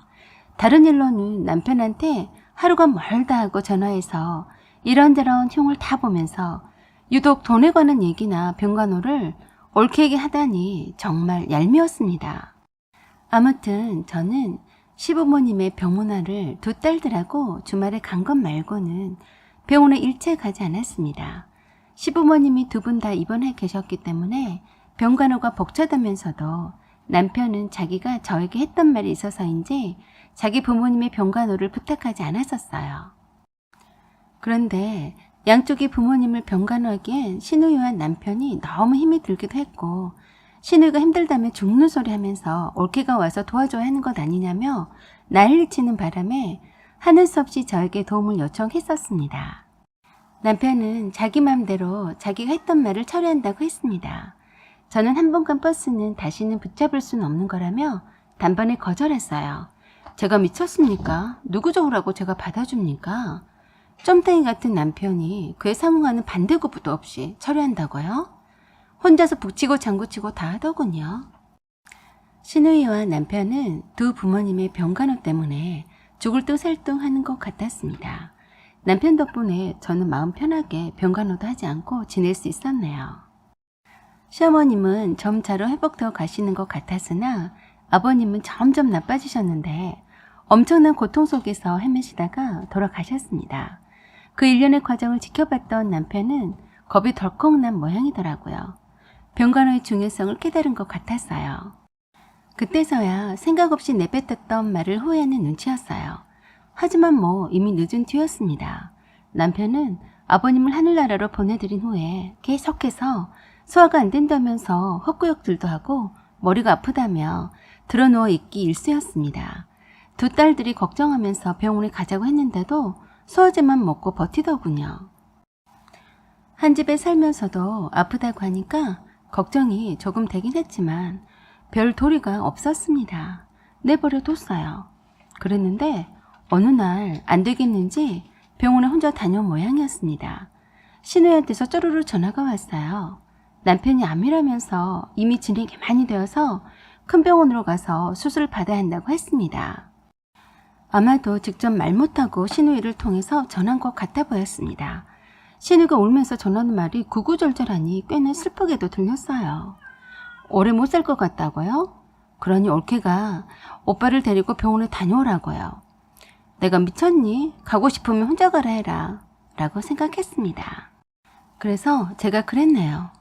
병에 걸리면 산속에 가서 몸보신 하다가 조용히 혼자서 죽겠노라고 했으니까 병원 안 갈 거네 라고 했습니다. 신우가 통사정을 하더군요. 나보고 어쩌라고. 그래서 남편한테 먼저 물어보라고 했더니 살고 싶다고 수술 받으러 간다고 했답니다. 저는 그러던지 말던지 알아서 하라고 했습니다. 한 집에서 얼굴 마주쳐도 모른 척 했습니다. 동정심을 유발하려고 갖은 불쌍한 표정을 다지었지만 저에겐 어림도 없었죠. 안 되겠는지 저에게 암 진단을 받았다면서 자기가 했던 말을 후회한다면서 자기 병간호를 부탁했습니다. 아쉬울 때만 손을 내미는 남편, 정남이 떨어집니다. 남편이 암 진단을 받았다면서 세상 하늘이 무너진 듯이 말하더군요. 그래서 제가 말했습니다. 참 안 됐네. 산속에 들어가서 조용히 죽을 용기는 안 나나 보네. 병원에 가서 수술 잘하고 살아서 돌아오면 그때 가서 다시 생각해 볼게. 저는 끝까지 남편 병간호를 하지 않았습니다. 신이 난 남편이 저에게 지독하다고 하더군요. 그래서 제가 다시 말했습니다. 지독하게 말한 건 너였단 걸 잊지 마. 난 네가 했던 말 그대로 하고 있는데 무슨 불만이야? 어이없네 라고 했습니다. 남편이 암을 이겨내던지 말던지 자기 알아서 할 소관이네요. 함부로 말을 짓거리더니 자기 발등을 찍는 꼴이 되었습니다. 저는 남편과 자식까지 낳고 함께 산 것을 매우 후회했습니다. 남편의 DNA가 그대로 자식에게 유전될 텐데 아들이 아니라 그나마 딸이라 다행이라고 생각했습니다. 앞으로도 남편이 했던 말 그대로 돌려주려고 합니다. 암 투병하다가 못 견디게 되면 알아서 산속으로 들어가 혼자서 조용히 요양하다가 죽는지 두고 볼 참입니다. 사연은 여기까지입니다. 여러분의 생각과 의견을 댓글로 달아주세요. 구독 꼭 눌러주시고 좋아요 그리고 알림 설정 부탁드립니다. 여기까지 시청해주셔서 감사드립니다. 항상 좋은 날 되세요. 안녕하세요. 저는 50대 중반에 아직 결혼하지 않은 아들과 딸을 둔 엄마입니다. 남편과는 떨어져서 각자 살고 있고 아주 필요한 일 외에는 서로 연락하지 않고 있습니다. 그런 지는 꽤 오래되었네요. 저는 남편이나 직장생활을 하다가 비슷한 시기에 퇴직을 했습니다. 그동안 살면서 단 한 번도 생활비를 풍족히 준 적이 없었고 늘 인색했어요. 제가 직장생활을 한다는 이유로 생활비를 주지 않았습니다. 처음엔 돈을 모아야 한다는 이유였고 그 돈으로 직장만도 해야 했고 주식 투자도 해야 한다면서 달라고 하지 말라고 하더라고요. 제가 번 돈으로 생활비를 충당하라면서 오히려 제게서 수단과 방법을 가리지 않고 돈을 빼내가려고 애를 썼습니다. 참 방법도 치사했습니다. 거실 청소하고 설거지 한 번 하는데 용돈을 달라고 했고 자기 아버지 생신이라고 용돈 드려야 한다고 돈을 달라고도 했습니다. 남편은 저희 친정 부모님에게는 최소한의 것만 했어요. 자주 찾아가 뵙지도 않았습니다. 제가 더 급여가 많다는 이유로 어떻게 해서든지 제게서 돈을 뜯어갈 궁리만 했어요. 결혼 초에는 돈을 잘 모아서 몇 년 만에 24평 아파트를 장만했었고 3년 후에는 40평 아파트로 이사를 했습니다. 물론 대출을 끼고 한 거라서 대출금 및 비용을 남편이 모아놓은 돈과 얼마간의 저의 돈이 포함되었었죠. 그때도 당연히 당시엔 세금상으로도 유리한 공동명의로 할 줄 알았는데 단독명의로 제 의사와 상관없이 해버리더군요. 집장만을 해놓은 후로도 이런저런 이유로 생활비를 내놓지 않았습니다. 제 급여는 사실 그리 생활하기는 충분하지는 않은 편이라서 늘 쪼달리며 아끼면서 힘들게 살았습니다. 애들 교육비며 식비와 그 외 경조사비까지 모두 제가 다 책임질 수밖에 없었어요. 맨날 돈이 없다고 노래를 불렀거든요. 그리고 배째든 말든 알아서 하란 식이었습니다. 없는 돈을 어떻게 주냐고 늘 그랬어요. 그래서 투명하게 통장과 급여 이체 내역을 확인하자고 해도 절대 금기시하며 보여주지 않았습니다. 자기 돈을 왜 저한테 보여줘야 하냐고 나를 세웠어요. 그 때문에 많이도 싸워서 애들한테도 트라우마가 일 정도였습니다. 무조건 저의 희생을 딛고 돈을 모으려고 했었죠. 남들보다는 빨리 집장만을 한 거라서 처음엔 많이 참았습니다. 아마도 주식 투자 자금을 모으려고 그러나 보다 하고 맨날 싸울 수가 없어서 하루하루가 살기가 바쁘다 보니 참는 것도 습관이 되어버리고 체념하게 되어버리더군요. 시부모님의 생신 때나 명절 때 용돈도 모두 다 제 돈으로 드렸습니다.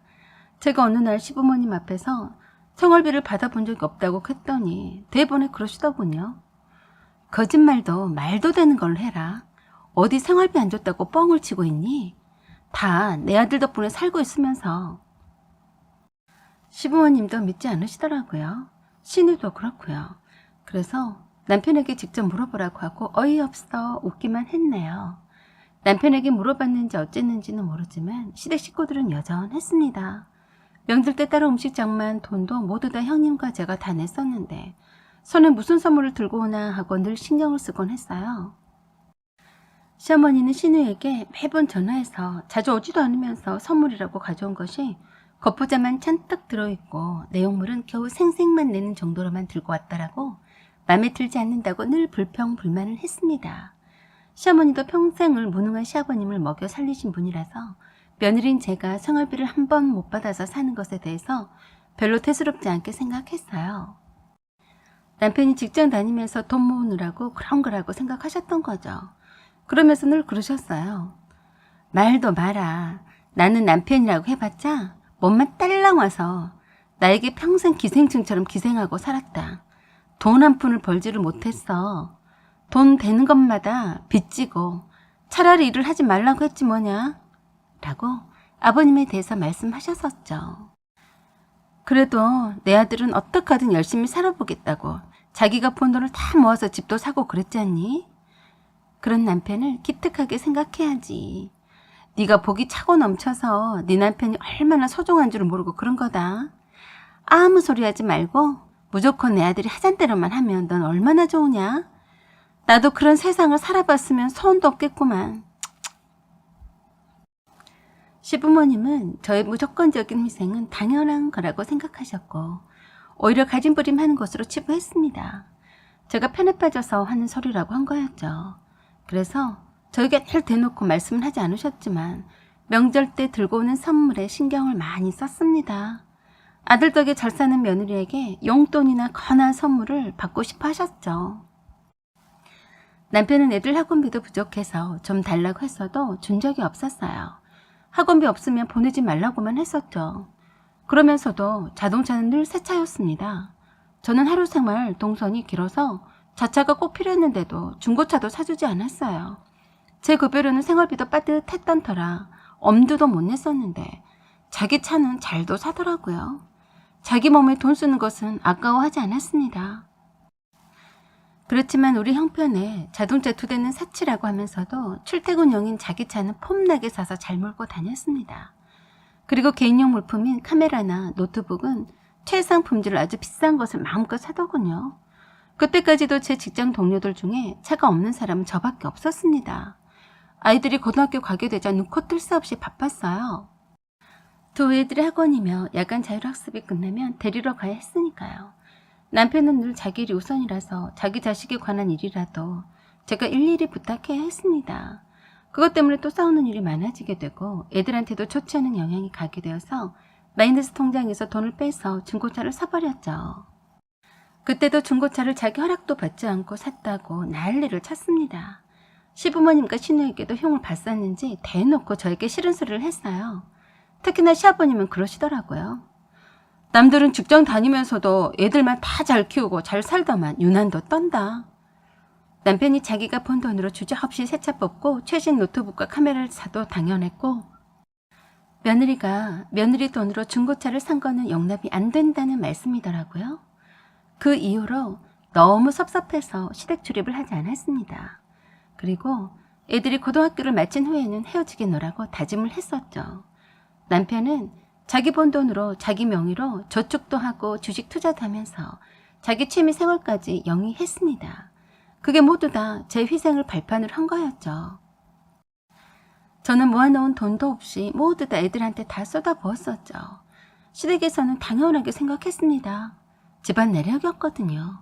시아버님도 무능한 탓에 평생을 두고 시어머니가 번 돈으로 잘 사셨고요. 아주버니도 무능해서 형님이 식당 일에서 번 돈으로 겨우겨우 살아가고 있었어요. 그에 비하면 남편은 번듯한 직장에 다니고 있었고 그에 못지않은 직장에서 며느리가 남편보다 더 월급이 많다고 들은 시댁 식구들은 어떻게든 저에게 복노릇을 시키려고 했던 겁니다. 시어머니는 늘 저에게 그러셨어요. 너는 얼마나 좋으냐? 남편이 돈을 벌고 있으니 말이다. 나 같으면 네 남편을 업고 떠받들면서 살겠다. 부럽기만 하구만. 평생을 나한테만 기대고 사는 기생충 같은 인간도 남편이라고 대접받고 살고 있는데 너는 네 남편한테 고마워해야 한다. 불만하고 그러면 못 쓴다. 라고 말도 안 되는 소리만 하셨어요. 정말 시댁 식구들하고는 말이 통하지 않았고 남편은 늘 제멋대로이고 자기중심적이고 너무 이기적이었어요. 그래서 두 애들이 고등학교만 졸업하면 이혼하겠노라고 더욱더 다짐을 하며 참았어요. 그러는 사이에 신우의 시어머니에게서 꽤 많은 돈을 빌려서 주식 투자를 했었는데 엄청 큰 손해를 봤었나 보더라고요. 그걸 메꾸기 위해서 시부모님의 집을 담보로 해서 또 대출을 받아서 주식에 몰빵하더니 완전 망했습니다. 구체적으로 어떻게 망했는지는 말을 해주지 않아서 몰랐지만 은행 돈까지 다 끌어서 쓴 모양인지 빚도촉에 시달렸습니다. 다행히도 살고 있는 집을 담보로 대출을 받지는 않았더라고요. 신우의 시부모님들은 매일 저한테 전화해서 친정 언니들한테 돈 좀 빌려오라고 사정을 했습니다. 친정 언니가 사업을 잘 하고 있어서 잘 살았거든요. 제가 미치지 않고서야 이혼까지 고려하고 있는 마당에 친정에 가서 돈을 빌려오다니요. 말도 안 되었죠. 저는 딱 잘라 거절했습니다. 남편도 저에겐 신용대출을 받아달라고 사정했어도 이미 대출을 받아서 다 써버려서 대출이 안 된다고 거짓말을 했어요. 남편은 이미 카드 대출이며 각종 대출은 다 끌어다가 돌려막기 하고 있었어요. 시부모님 집이 곧 경매가 될지도 모른다고 저에게 반강제로 친정 언니한테서 돈을 빌려오라고 하더군요. 얼마나 급했던지 언니한테 찾아가서 돈을 빌려달라고 사정한 모양이었는데 언니도 그 많은 돈을 당장 현금으로 가지고 있진 않아서 빌려줄 수가 없었어요. 아무튼 시부모님의 집은 남편 덕분에 날아가 버렸고 신우는 남편에게 돈을 빌려주고도 못 받는 신세가 되었습니다. 참 이상하게도 남편이 벌려놓은 일인데도 시댁 식구들과 남편은 모두 다 제 탓인 것 마냥 그러더군요. 어이가 없었습니다. 기생충 같았어요. 그 와중에도 자기 명의 아파트 담보대출은 받지 않았습니다. 아마도 담보 여력이 없었던 것 같아요. 그래서 그런지 늘 저에게 그러더라고요. 남편 명의로 집이 하나 있으니 제 명의로 집 한 채를 사라고 했습니다. 참 어이가 없고 기가 막힌 말이었죠. 시부모님이 사시는 집도 날려버리고 월세로 작은 집에서 살고 있으니 집 하나 사서 주란 말인 것 같았습니다. 참 뻔뻔하기가 이를 데 없었어요. 시어머니는 남편이 돈을 주식에 투자하란다면서 꽤 많은 돈을 빌려줬다면서 저에게 갚으라고 했고 신우이도 남편이 빌려간 돈을 갚아주라고 하더군요. 빌려간 사람한테 받으라고 했더니 그러더군요.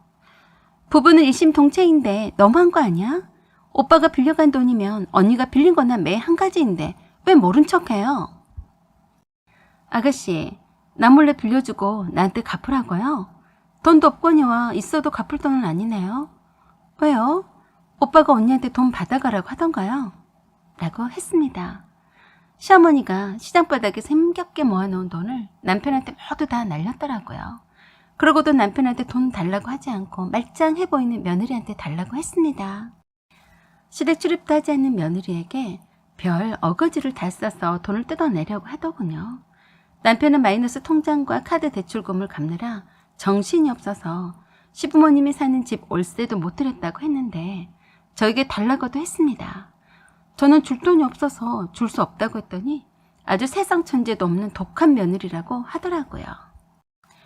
시어머니는 그때까지도 시장에서 야채 장사를 계속 하시고 있었는데 남편이 그 많은 돈을 가져가서 날려버렸는데도 돈에 쪼달리는 남편에게 계속 뒷돈을 대주고 있었더군요. 그 사실을 알게 된 아주버니가 남편과 대판 싸우기도 했습니다. 아주버니는 장남이긴 했지만 늘 백수로 빈둥거려서 시어머니에게는 늘 부끄러운 자식이었죠. 아주버니가 장사를 하겠다며 큰 돈을 빌려달라고 했었다는데 빌려주지 않았다더군요.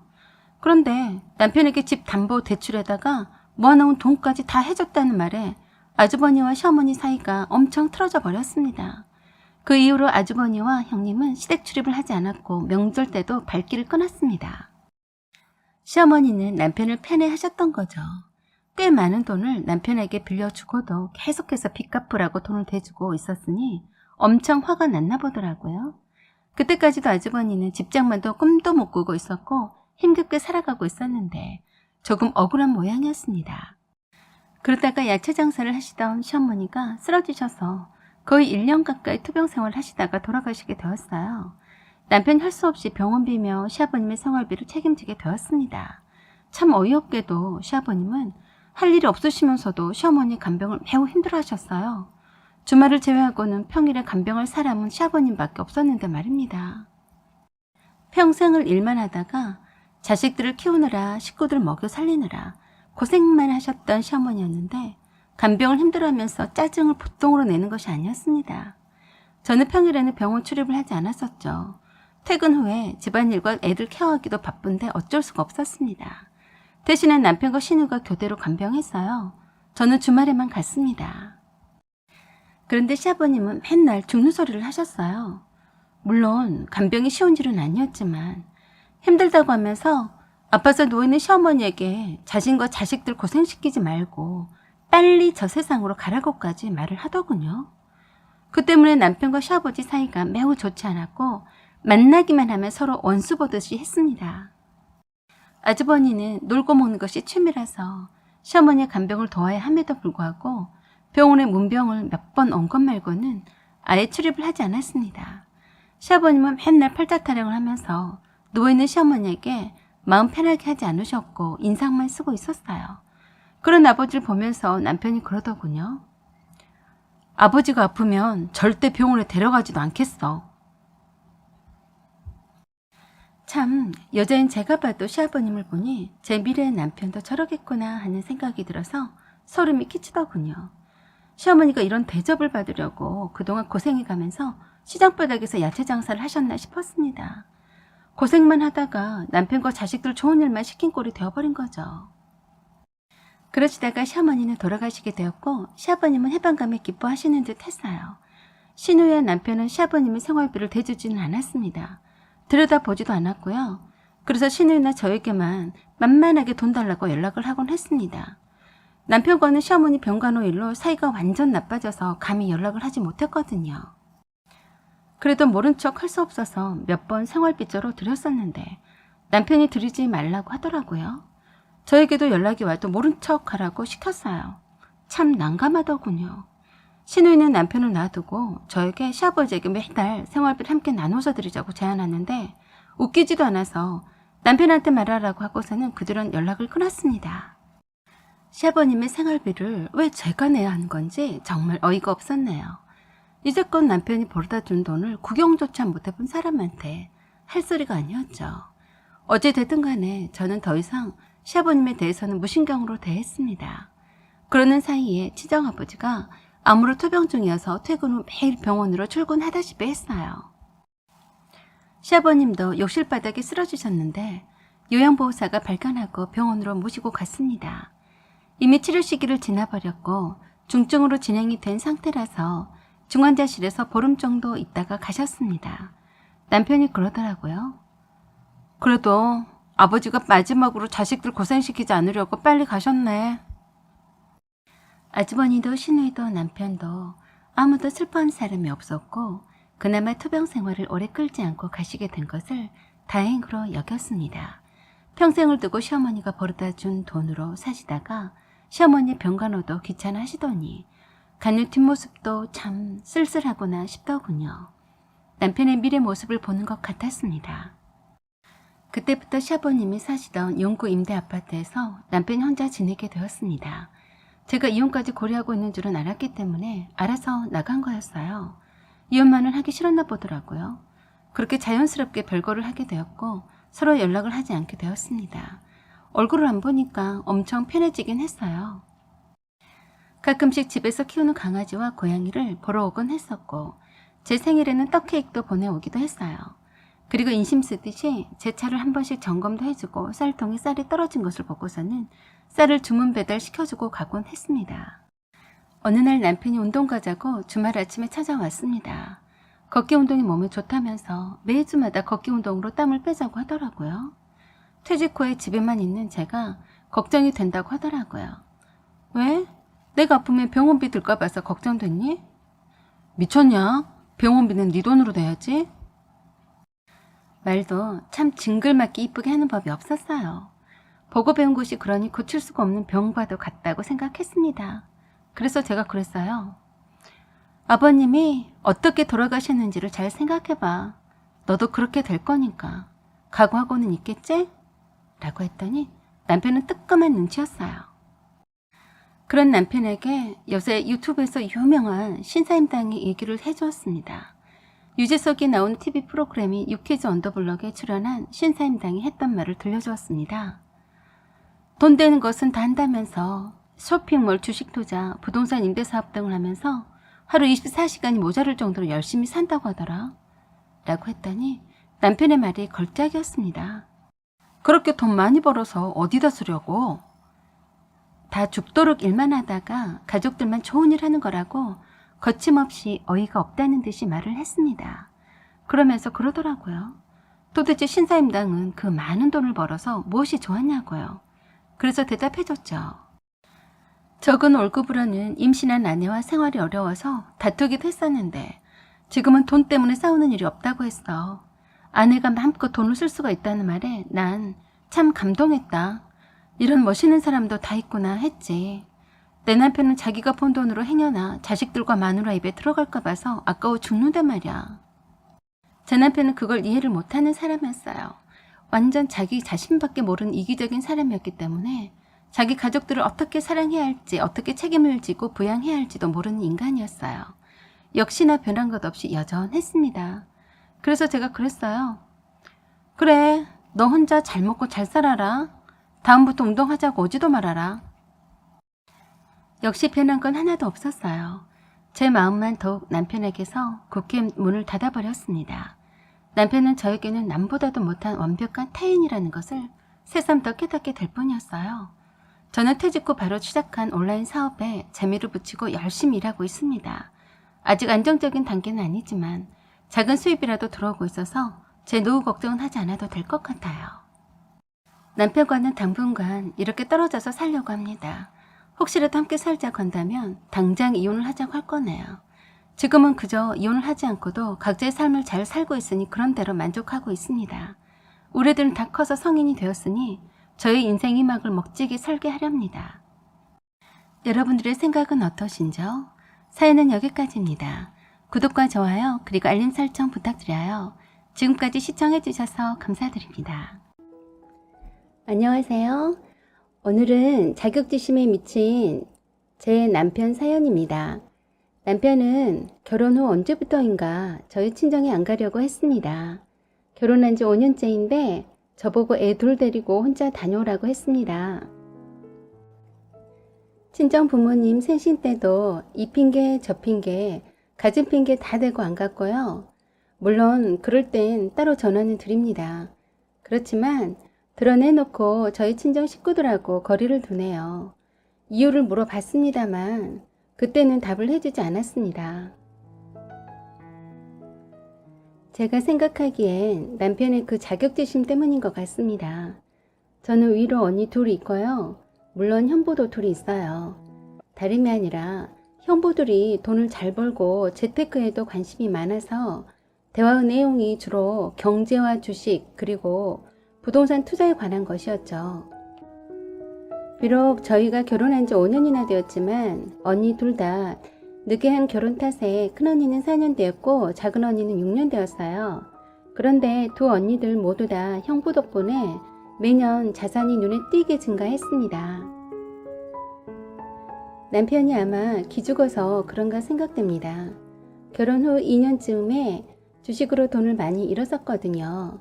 그런데 두 형부들은 주식으로 수익 잘 내고 있고 부동산 투자도 잘하고 있어서 그래서 기죽어서 그런 거 아닌가도 생각했습니다. 아무리 그래도 친정 부모님 생신일인데도 안 가고 모처럼 모이는 언니들과 형부들과 만나는 자리인데 지 멋대로 가기 싫다고 하는 건 이해가 되지 않았습니다. 따로 형부들이 자꾸 물어보는데 저도 핑계대고 말하느라 힘들었고요. 처음엔 회사에 갑자기 중요한 일이 생겼다는 둥 친한 친구가 내려와서 지금 아니면 만날 수 없으니 얼른 보고 가겠다는 둥 급한 일 좀 잠깐 보고 오겠다는 둥 하면서 이리저리 핑계 대길래 정말 그러는 줄 알았습니다. 그런데 그게 반복되더라고요. 이번에 친정엄마 생신 축하 겸 해서 토요일 점심 때 미리 약속하고 친정 식구들 모두 모이기로 했습니다. 늦잠 자는 남편에게 깨우면서 물었네요. 오랜만에 어머니한테 다녀올까? 하고 시어머니한테 가자고 떠봤더니 금세 아 그래?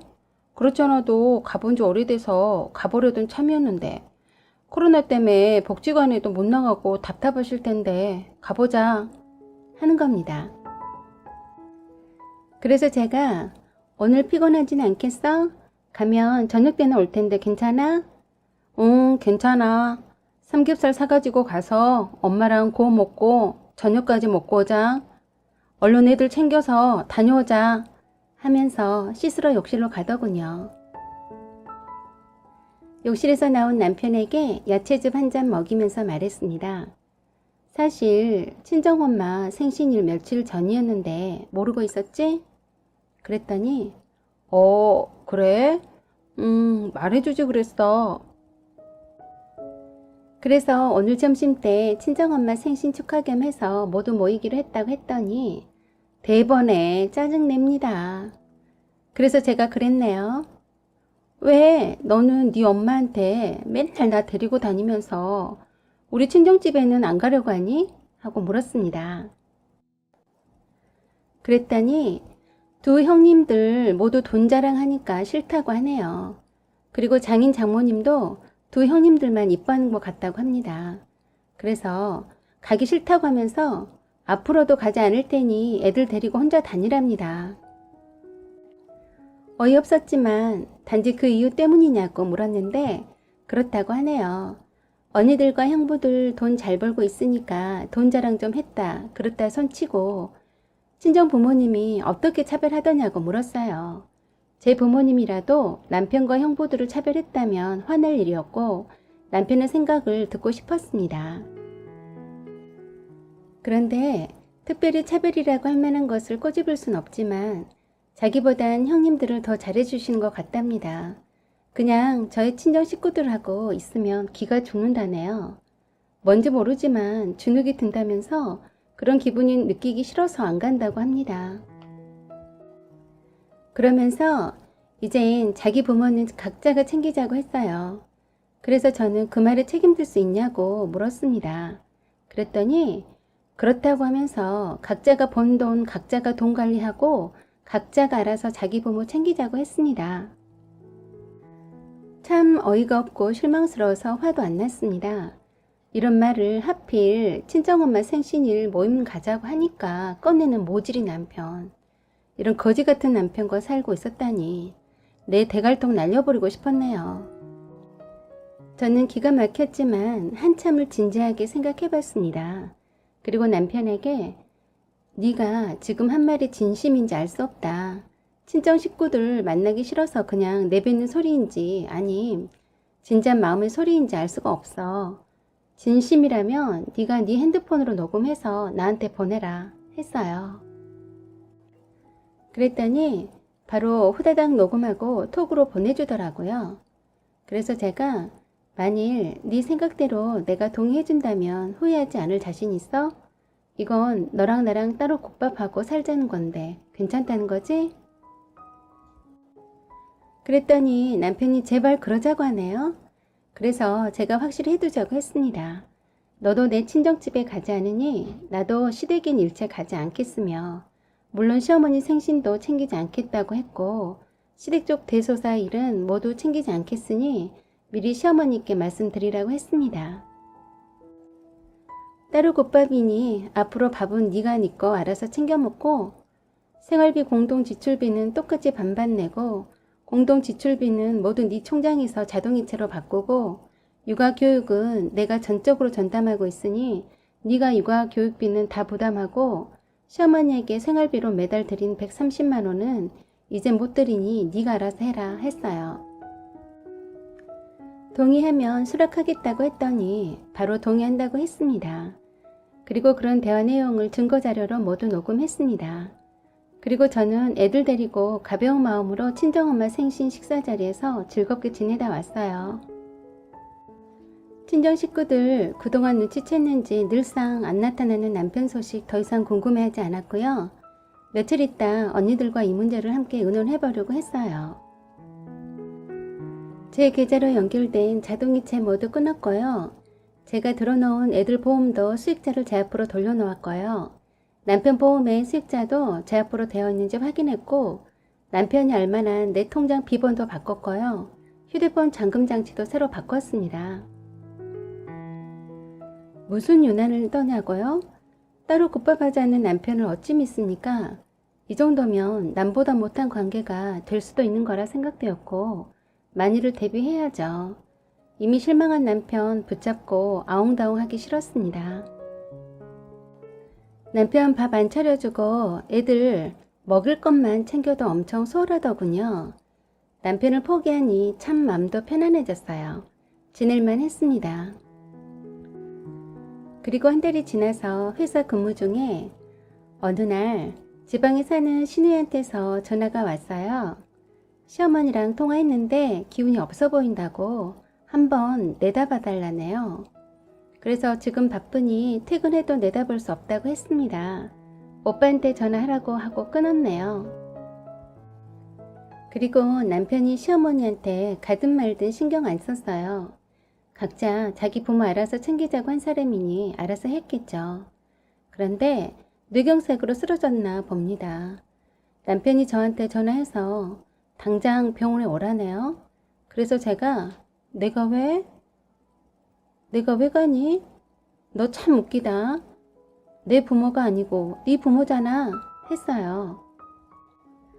아니, 지 부모가 쓰러졌으면 아들인 지가 회사에서 뛰어가면 될 일을 어이없게도 저보고 회사에서 일하다 말고 저보고 가라네요. 각자 자기 부모 알아서 챙기자고 한 말 벌써 잊었냐고 말해주면서 내가 네 부모 쓰러진 걸 왜 너는 안 가면서 나보고 가라고 하니? 하면서 알아서 해라고 했습니다. 솔직히 남편만 아니었으면 시어머니한테 당장 달려갔을 겁니다만 시어머니가 운이 좀 안 좋으셨던 거죠. 남편은 지금 회사에서 당장 갈 수 없으니 병원에 가봐달라고 부탁했지만 네가 알아서 할 일이다라고 하며 전화 끊었습니다. 못된 자식 아닙니까? 일이 무엇이 중하다고 지 엄마가 쓰러졌다는데 병원에 못 달려간답니까? 그게 저 믿고서 그런 거 아니냐고요. 시누이도 굳이 올케가 회사 근무 중인 거 알면서도 지 오빠한테 먼저 전하지 않고 올케한테 하는 것도 얄밉네요. 자기네들 필요할 때만 써먹고 조금이라도 불편하면 버리는 개자식이 이놈의 남편 새끼입니다. 바로 한 달 전에 친정엄마 생일 자리에 지가 불편하다는 이유로 가기 싫어서 나한테 각자 자기 부모 알아서 챙기자고 하면서 따로 국밥 외쳤던 놈이 아쉬운 처지가 되니까 벌써 잊어버린 것 같아요. 퇴근 후에도 전 바로 집으로 와서 평상시 생활했고요. 남편은 병원에 있는지 어쩐지 안 오더라고요. 전 가지 않았습니다. 미리 말씀드리지만 2년 전 저희 친정엄마 갑상선암 수술할 때도 남편 안 왔습니다. 저도 똑같이 할 거고요. 시어머니한테는 안 됐지만 아들 자식 딸 자식 있으니 각자 자기 부모 챙기겠죠. 뇌경색으로 입원한 시어머니를 남편이 자기랑 돌아가면서 연차 내고 병간호 하자고 하는데 싫다고 했더니 지방에 있는 시누이가 올라와서 병간호 하더라고요. 남편 덕분에 제가 편해졌네요. 뇌경색 후유증으로 혼자 살기 어렵다고 하던데 감히 모시고 살자는 말은 안 하네요. 무슨 궁리를 했는지 요양보호사 붙여놓고 알아서 잘 하더라고요. 시누이한테도 오빠가 따로 국밥 하자고 했다고 말해주었습니다. 남편이 시어머니 병원에 한 번을 안 내다본다고 저보고 지독한 X라고 하더라고요. 그래서 제가 너는 친정엄마 병원에 있을 때 한 번이라도 와본 적 있었니? 했더니 말을 못하더군요. 너 평생 장애인 네 엄마 모시고 잘 살아라 했습니다. 그리고 집 전세기간 끝나자마자 친정언니 집 근처로 이사갔어요. 남편 짐은 시어머니가 살던 집으로 보냈습니다. 이혼 서류까지 함께 보냈습니다. 위자료로 전세금과 적금 통장 포기한다는 것과 양육비 지급 조건으로 빠른 합의 이혼하자고 했고요. 남편이 그렇게 싫어하는 친정 식구들하고 매일 함께 살다시피 하고 있습니다. 빨리 이혼하고 개운하게 살고 싶습니다. 제가 이혼하자고 하고 이사도 친정언니 집 가까운 데로 가버리고 하니 당장의 뇌경색 후유증으로 장애가 있는 시어머니를 돌볼 사람이 필요한데 아주 난감한 것 같았습니다. 그 문제로 시누이랑 남편이랑 다툰 모양인 듯 합니다. 어쨌거나 따로 국밥 하자던 남편 고생 좀 하겠네요. 남편이 각자 자기 부모 챙기자고 안 했으면 얼마나 저를 들들 볶았을까요? 심호 아픈 상황이지만 웃음이 나오네요. 남편아, 따로 국밥 하자고 해서 고마워. 난 우리 애들 잘 키울게. 넌 장애인 네 엄마 병수발 잘하고 평생 잘 챙겨드려라. 혹시 아니? 장애 심호 병수발 해주며 모시고 살겠다는 미친 엑스 나타날지?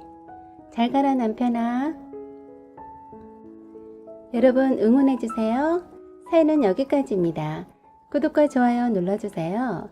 사연 제보 받습니다. 편하게 이메일로 적어 보내시면 됩니다. 여러분, 부족한 저에게 많은 성원 보내주신 것 정말 감사드립니다. 많이 부끄럽고 부족한 점 많은데 조금씩 개선하려고 노력하고 있습니다. 감사합니다. 안녕하세요. 오만사입니다. 오늘의 사연은 고통받는 어머니를 위해 결혼시켜 드리려고 합니다. 란 사연으로 읽어드리겠습니다. 오늘의 사연 시작하겠습니다. 저의 엄마는 올해로 55세입니다. 아버지와 결혼하신 지 30년이 다 되어가는데요. 그때 당시는 보통 중매로 만나서 결혼하는 경우가 흔했다는데 아버지와 엄마는 연애 결혼하셨습니다. 아버지가 사시는 동네 방앗간집 딸이었던 저희 엄마를 아버지가 고등학교 때부터 눈여겨보면서 좋아하면서 따라다녔다고 했어요. 아버지와 엄마는 동갑이셨는데 아버지 쪽 집안은 그쪽 동네에서 모르는 사람이 없을 정도로 부유한 집이었어요. 그 동네에서 가장 크고 멋있는 3층 양옥집 내 하나밖에 없는 아들이었어요. 고모들이 2분 계셨지만 할아버지는 집안의 대를 잇는 아들인 아버지를 귀히 여기셨대요.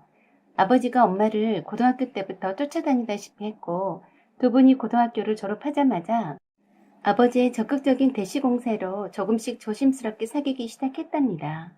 그때 아버지는 대학에 떨어져서 재수를 하고 있는 중이었고 엄마는 대학은 포기하고 방앗간 일을 돕고 있었대요. 아버지는 재수하는 입장이라 이성교제는 꿈도 못 꾸는 처지라서 할아버지와 할머니 모르게 엄마를 만나고 있었다고 했어요. 엄마는 그때 당시 아버지가 전형적인 부잣집 아들처럼 생겨서 약간 부담스러웠지만 적극적인 구애에 많이 설레었었다네요. 엄마는 중학생일 때부터 쫓아다니는 남학생이 꽤 있을 정도로 예뻤다고 했습니다. 할아버지는 공부를 좀 더 해서 서울에 있는 대학에 보내고 싶어 하셨지만 아버지는 또 떨어져서 지긋지긋한 재수를 하기 싫다시고 그 지역 공립대학에 입학하셨대요. 공부에 별로 취미가 없으셨던 아버지는 그 대학에도 운 좋게 천만다행으로 들어가게 된 거라고 했습니다.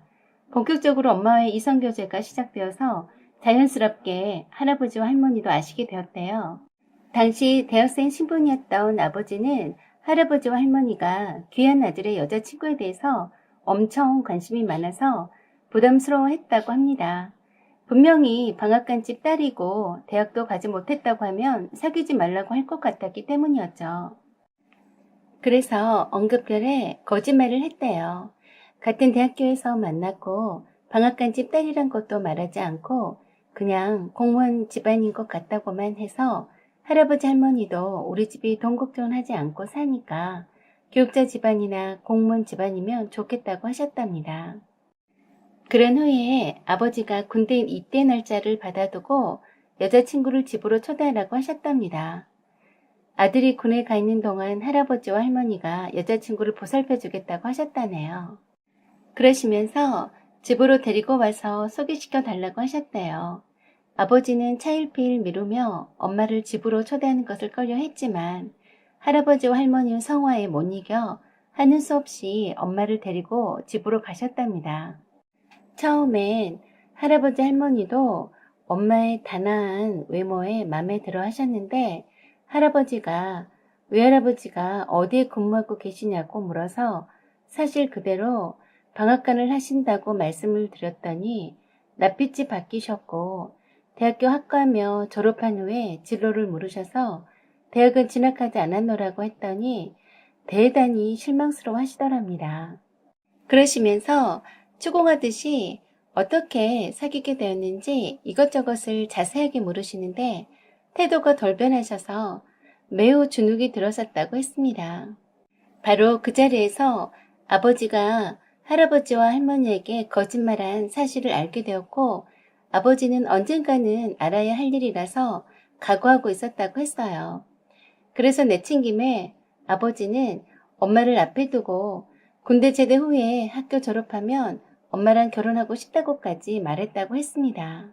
그때 엄마는 결혼 생각까지 해본 적이 없어서 아버지가 그런 말을 꺼내자 어찌할 바를 몰라 했는데 아버지가 할아버지 할머니 앞에서 엄마와 결혼할 거라고 선언해서 매우 놀랐었다네요. 그때 엄마는 고졸인 것과 방앗간집 딸이란 사실이 매우 불만스러워 하시는 걸 보고서 자존심이 많이 상해서 헤어지자고 했답니다. 군대 가기 전에 헤어져 주는 것이 예의 있는 것 같다며 아버지와 만나지 않으려고 했대요. 그리고 연락도 끊고 찾아와도 만나주지 않았다고 했습니다. 그러자 아버지가 할아버지와 할머니에게 여자친구가 헤어지자고 하면서 만나주지 않는다면서 이게 모두 다 두 분 탓이다 라면서 군대에 입대도 하지 않겠으며 행에 끌려가더라도 탈영하겠다고 철없이 때를 썼다고 했어요. 그래서 하는 수 없이 할머니가 방앗간으로 엄마를 찾아와서 아버지가 군대 제대할 때까지만 다시 만나달라고 부탁하더랍니다. 엄마가 이미 헤어졌으니 다시 만날 수는 없다고 딱 잘라 말하니까 할머니가 화를 내시며 하시는 말씀이 아니 순진한 애를 홀려놓고 군대에 가는 애 발목을 잡으려고 하니? 하며 화를 내더래요. 하필 예민한 시기에 딱 맞춰서 헤어지자고 하냐는 거였대요. 느닷없이 찾아온 딸의 남자친구 엄마란 사람이 들이닥쳐서 딸에게 화를 내면서 만나네 마네 하자 외할머니가 할머니에게 당장 가시라고 쫓아냈답니다. 그렇게 해서 외할아버지와 외할머니도 엄마가 사귀는 남자친구가 있었음을 알게 되었고 그간의 사정을 들으시고는 헤어지길 잘했다고 하셨답니다.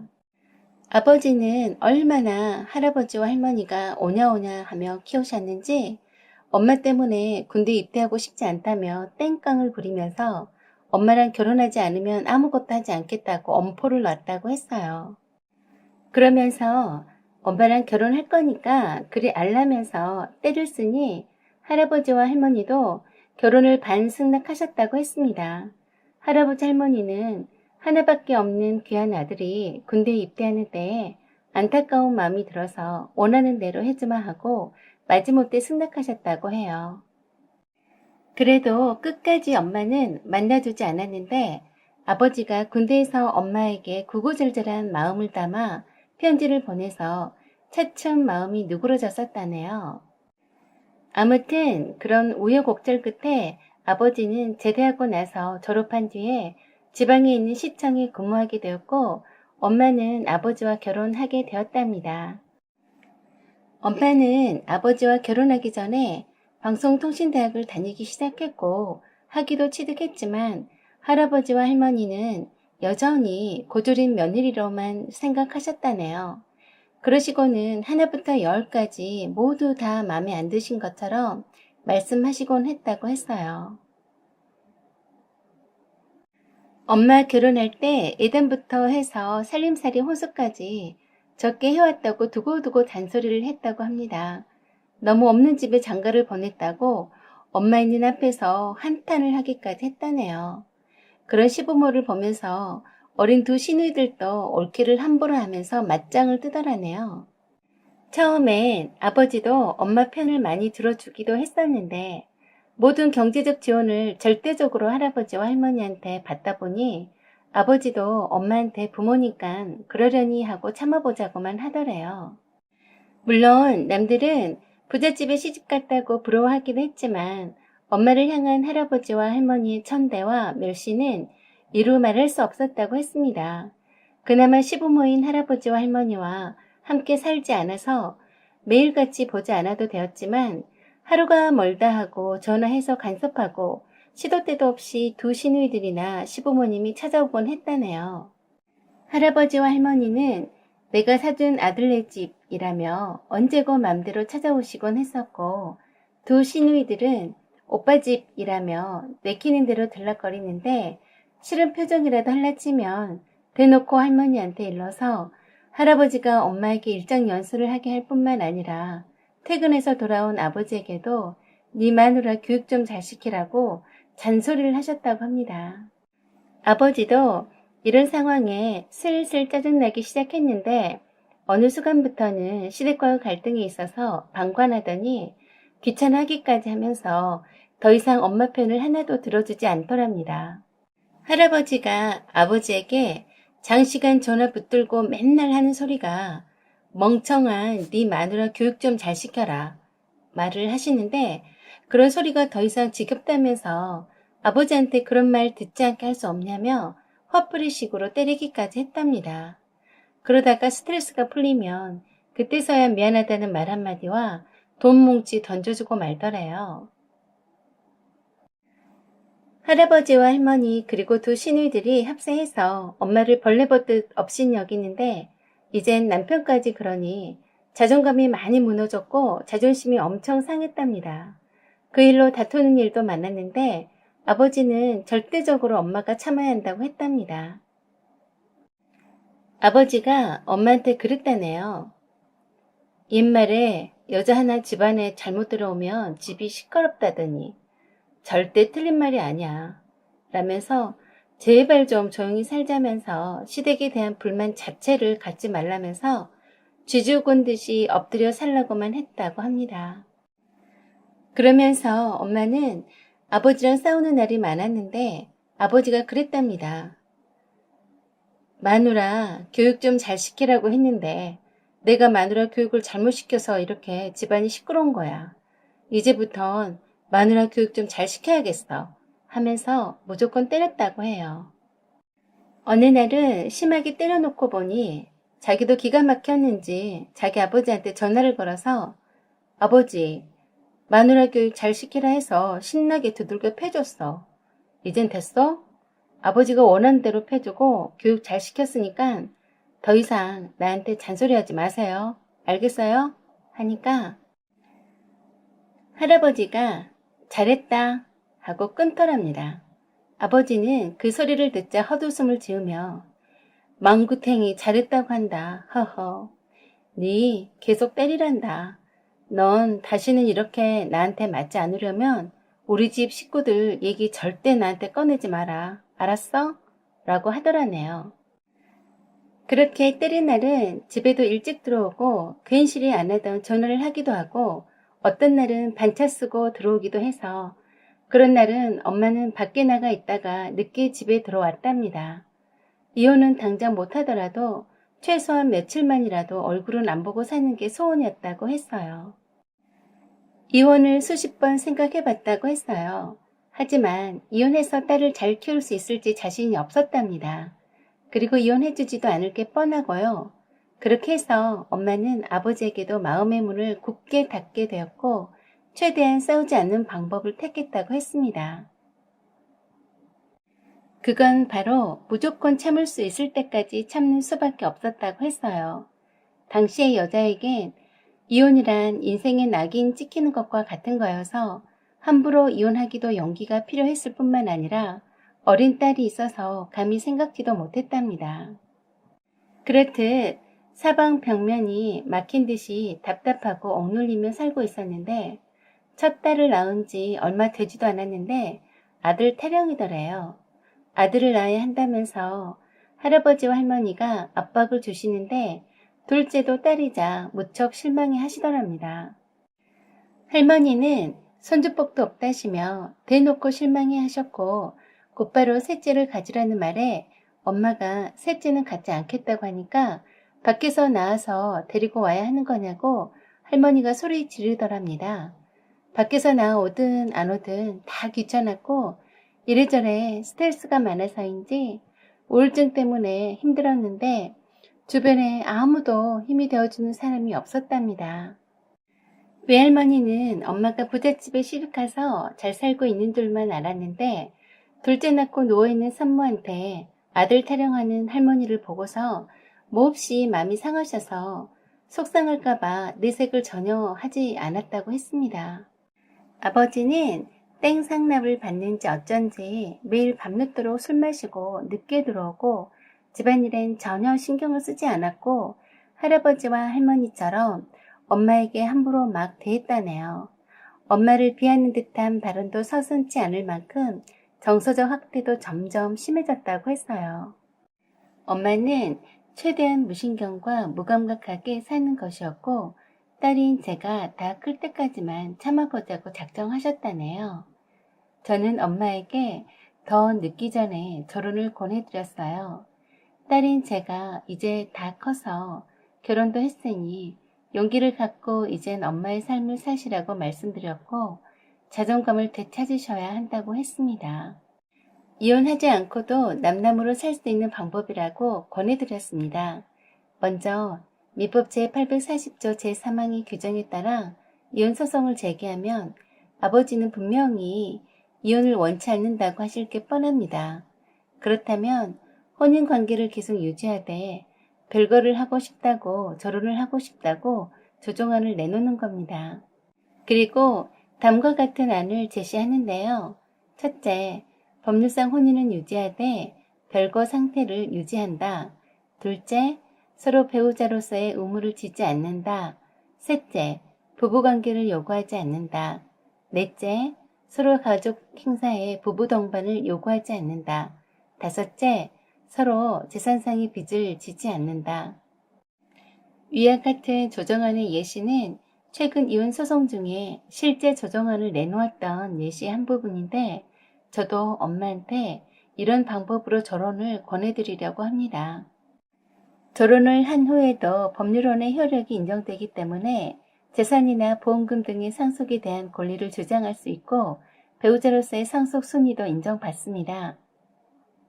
더 늦기 전에 아버지에게서 받은 상처를 치유하고 하루라도 자존감 있고 존재감 있는 새로운 엄마의 삶이 되실 수 있도록 옆에서 돕고 싶습니다.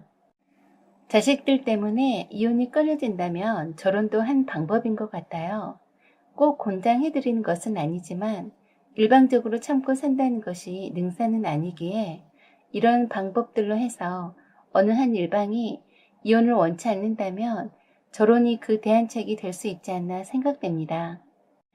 혹시 결혼하신 분이나 이혼하셨던 분의 조언을 구합니다. 여러 생각들을 댓글로 부탁드려요. 여기까지 시청해주셔서 감사드립니다.